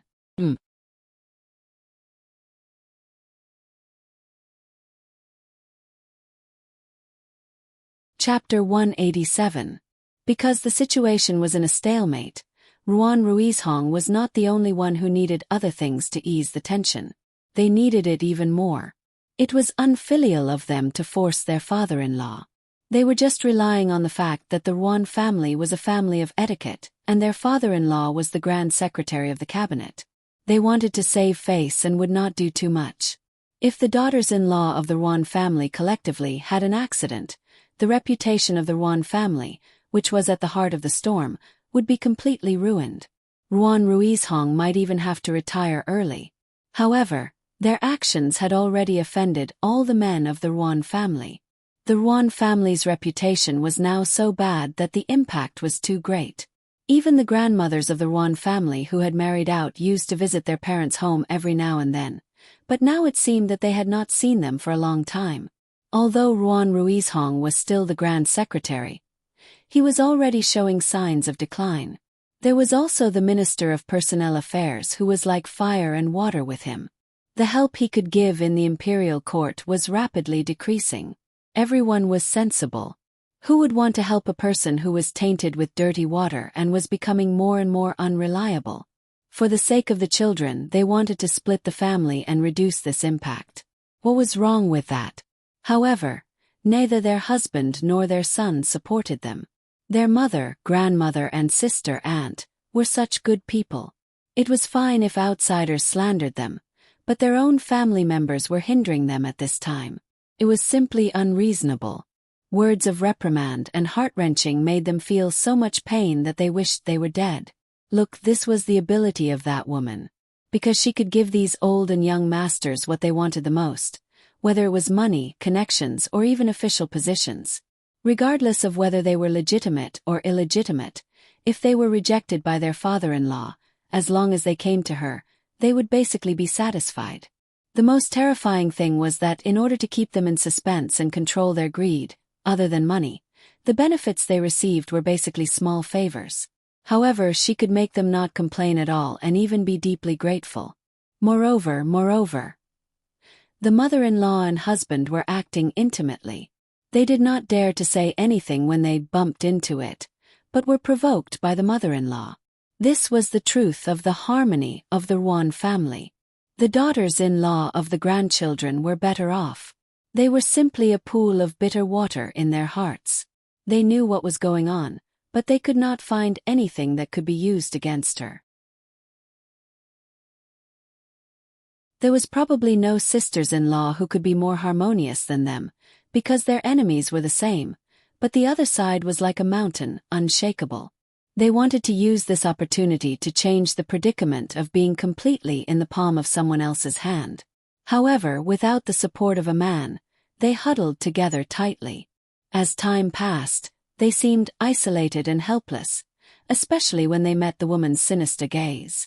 She wouldn't do anything to them now, but after that, their hearts couldn't help but tremble. Even if they threatened to kill themselves, they knew that the chances of success were not high. However, they had no other choice, really no other way. Even if she had staked everything on this one throw, she could not hold on anymore. If her father-in-law's benevolence was gone, they would be completely finished. Therefore, when the things were carried in, they stood aside. Ruan Ruizhong ordered someone to open it. "Master, don't be in a hurry," Madame Ruan spoke out to stop him. "First, ask who sent it and what it is. Now is an eventful time." With a bit of melancholy and lamentation, Ruan Ruizhong was startled and understood her meaning. His face became serious. If they received something that they should not have received at this time, it could be fatal. Moreover, to send things to the Ruan family now, they either wanted to take advantage of the situation or had bad intentions. Who sent it? Where is the name card? Master, the other party did not leave a name card. Bastard, daring to accept things without a name card. Where is the person who sent it? Has he also left? Master, I also asked someone to stop them, but they could not. Moreover, the other party also said that it was best to quickly carry it in and hand it to Madame Ruan. It would not be good if outsiders saw it. I really can't do anything. Ruan Ruizhong's gaze froze. This clearly told them that this thing was not a good thing. He looked back at his wife with a puzzled expression. The other party also had a puzzled expression. In fact, he did not know. Knowing that it was for her, Madame Ruan's heart became more and more uneasy. Master, why don't we carry it out first? There were too many people present. If it was really something bad, it would not be easy to deal with it. Ruan Ruizhong nodded. Carry it to the backyard. The two people from before were about to go forward and tie the rope again. Suddenly, a person rushed out from the side and pushed the box back. After the originally unlocked wooden box was overturned, the lid naturally opened and 2 or 3 things rolled out. There was a moment of silence. Ah! Terrified screams rose one after another. The people nearby immediately fled in all directions. Ruan Ruizhong also took 3 steps back, his face pale. Previously, when they were on the road, the 3 heads that appeared on Ruan Fengfei's carriage, other than the mother and daughter, the rest of the Ruan family only knew that such a thing had appeared before. They had never seen it clearly. Now that the number had doubled, the impact was no small matter. Madame Ruan's face was also deathly pale and her legs were weak. Half of it was fake and the other half was real. The so-called real was not because she was afraid of these heads, but because she knew who these heads belonged to even without confirmation. She should have thought of it. Since they could plot against Fengfei there, they might have left a backup plan. What was she thinking at that time? They were just a group of lowly people. If they were killed, then so be it. Would the other party save them? Why did she not think that the other party might not save people, but would kill people? Kill her people. With the example of the 3 people on the road, the other party obviously knew the situation around her. How could she be so stupid? Because she had to hide herself well, many things were tied up. She cultivated these people and secretly placed them in various parts of the Ruan family. It could be said that she had put in a lot of effort. In the end, she lost 9 people so easily. While she was distressed, she also had a deep fear. She always had a kind of fear that everything about her was under the other party's eyes. The other party knew about the people around her. Then, did the other party know about the things she did? Ruan Ruizhong saw his wife on the verge of collapse. He thought of a few days ago for Fengfei. She was clearly frightened but forced herself to hold on. These days her spirit had been weak. If it happened again, he did not know what would happen. He hurriedly covered her eyes. Come, where the hell are they? Clean up and get these filthy things away. Ruan Ruizhong roared. 2 servants hurriedly came in, trembling as they picked up the head and threw it into the wooden box. However, if one looked closely, they would find that the eyes of these 2 people were calm. They were not facing a terrifying and ferocious head, but a very normal thing. Moreover, the 2 people were only trembling with their hands, but their feet were firm and strong. However, no one would pay attention to this in the current situation. The wooden box was covered. Even so, no one dared to approach it. Ruan Ruizhong took a few breaths. Come, immediately send people out to search. See if the person who sent these things is still here. If found, quietly follow and determine where the other party is staying. Now, it was confirmed that the people who repeatedly targeted the Ruan family came from the capital. They did not find out before, but this time they absolutely could not let them go. Although the possibility of finding them now was 0, but prepare a sedan. Lu Chengdi empathized with him and let him rest for a few more days. However, he could not sit still anymore. If this continued before he fell, the family would be disbanded. If Madam still has energy, send people to check if the family is missing. If not, go back and rest. I won't force you. Master, where are you going? Madame Ruan held him tightly as if it could give her a sense of security. Ruan Ruizhong patted her hand. I am going to meet the Emperor. The other party is so rampant. Since I have seen them, I must find the mastermind behind them. Otherwise, our family will not have a peaceful day. Madame Ruan's lips moved. She was very clear that the other party dared to brazenly send things to their door and did not keep them on the spot. Afterwards, there was no hope of catching them.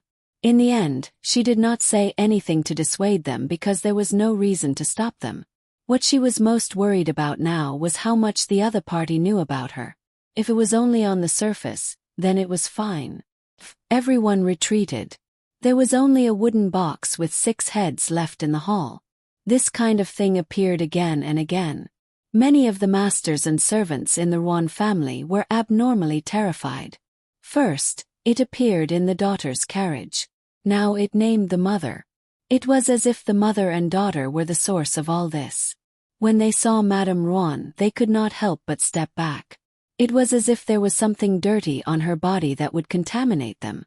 The next one who would be sent the heads would be them. Madame Ruan's face was full of anger. She had never seen her like this. Her stepson, who originally wanted to comfort her, subconsciously stepped back. She knew that she was in a mess and somewhat out of control. She hurriedly restrained her emotions. Her face was pale and weak. She looked very haggard.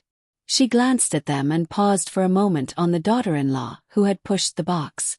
Go back and rest. Restrain the children. The servants, beat them if necessary. Don't let them scare the children with their big mouths. It did not matter whether what they saw was an illusion or not. This time no one stayed. Whether some couples would quarrel or even fight after returning, no one cared. Madame Ruan ordered people to investigate. She knew in her heart, but she still had to put on an act.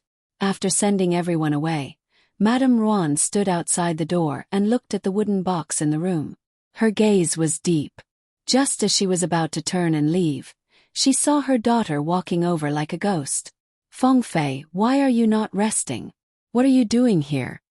Ruan Fengfei stood beside her and looked into the room. Heads. Same as last time. What heads? Who are you listening to? Fengfei, come back with mother.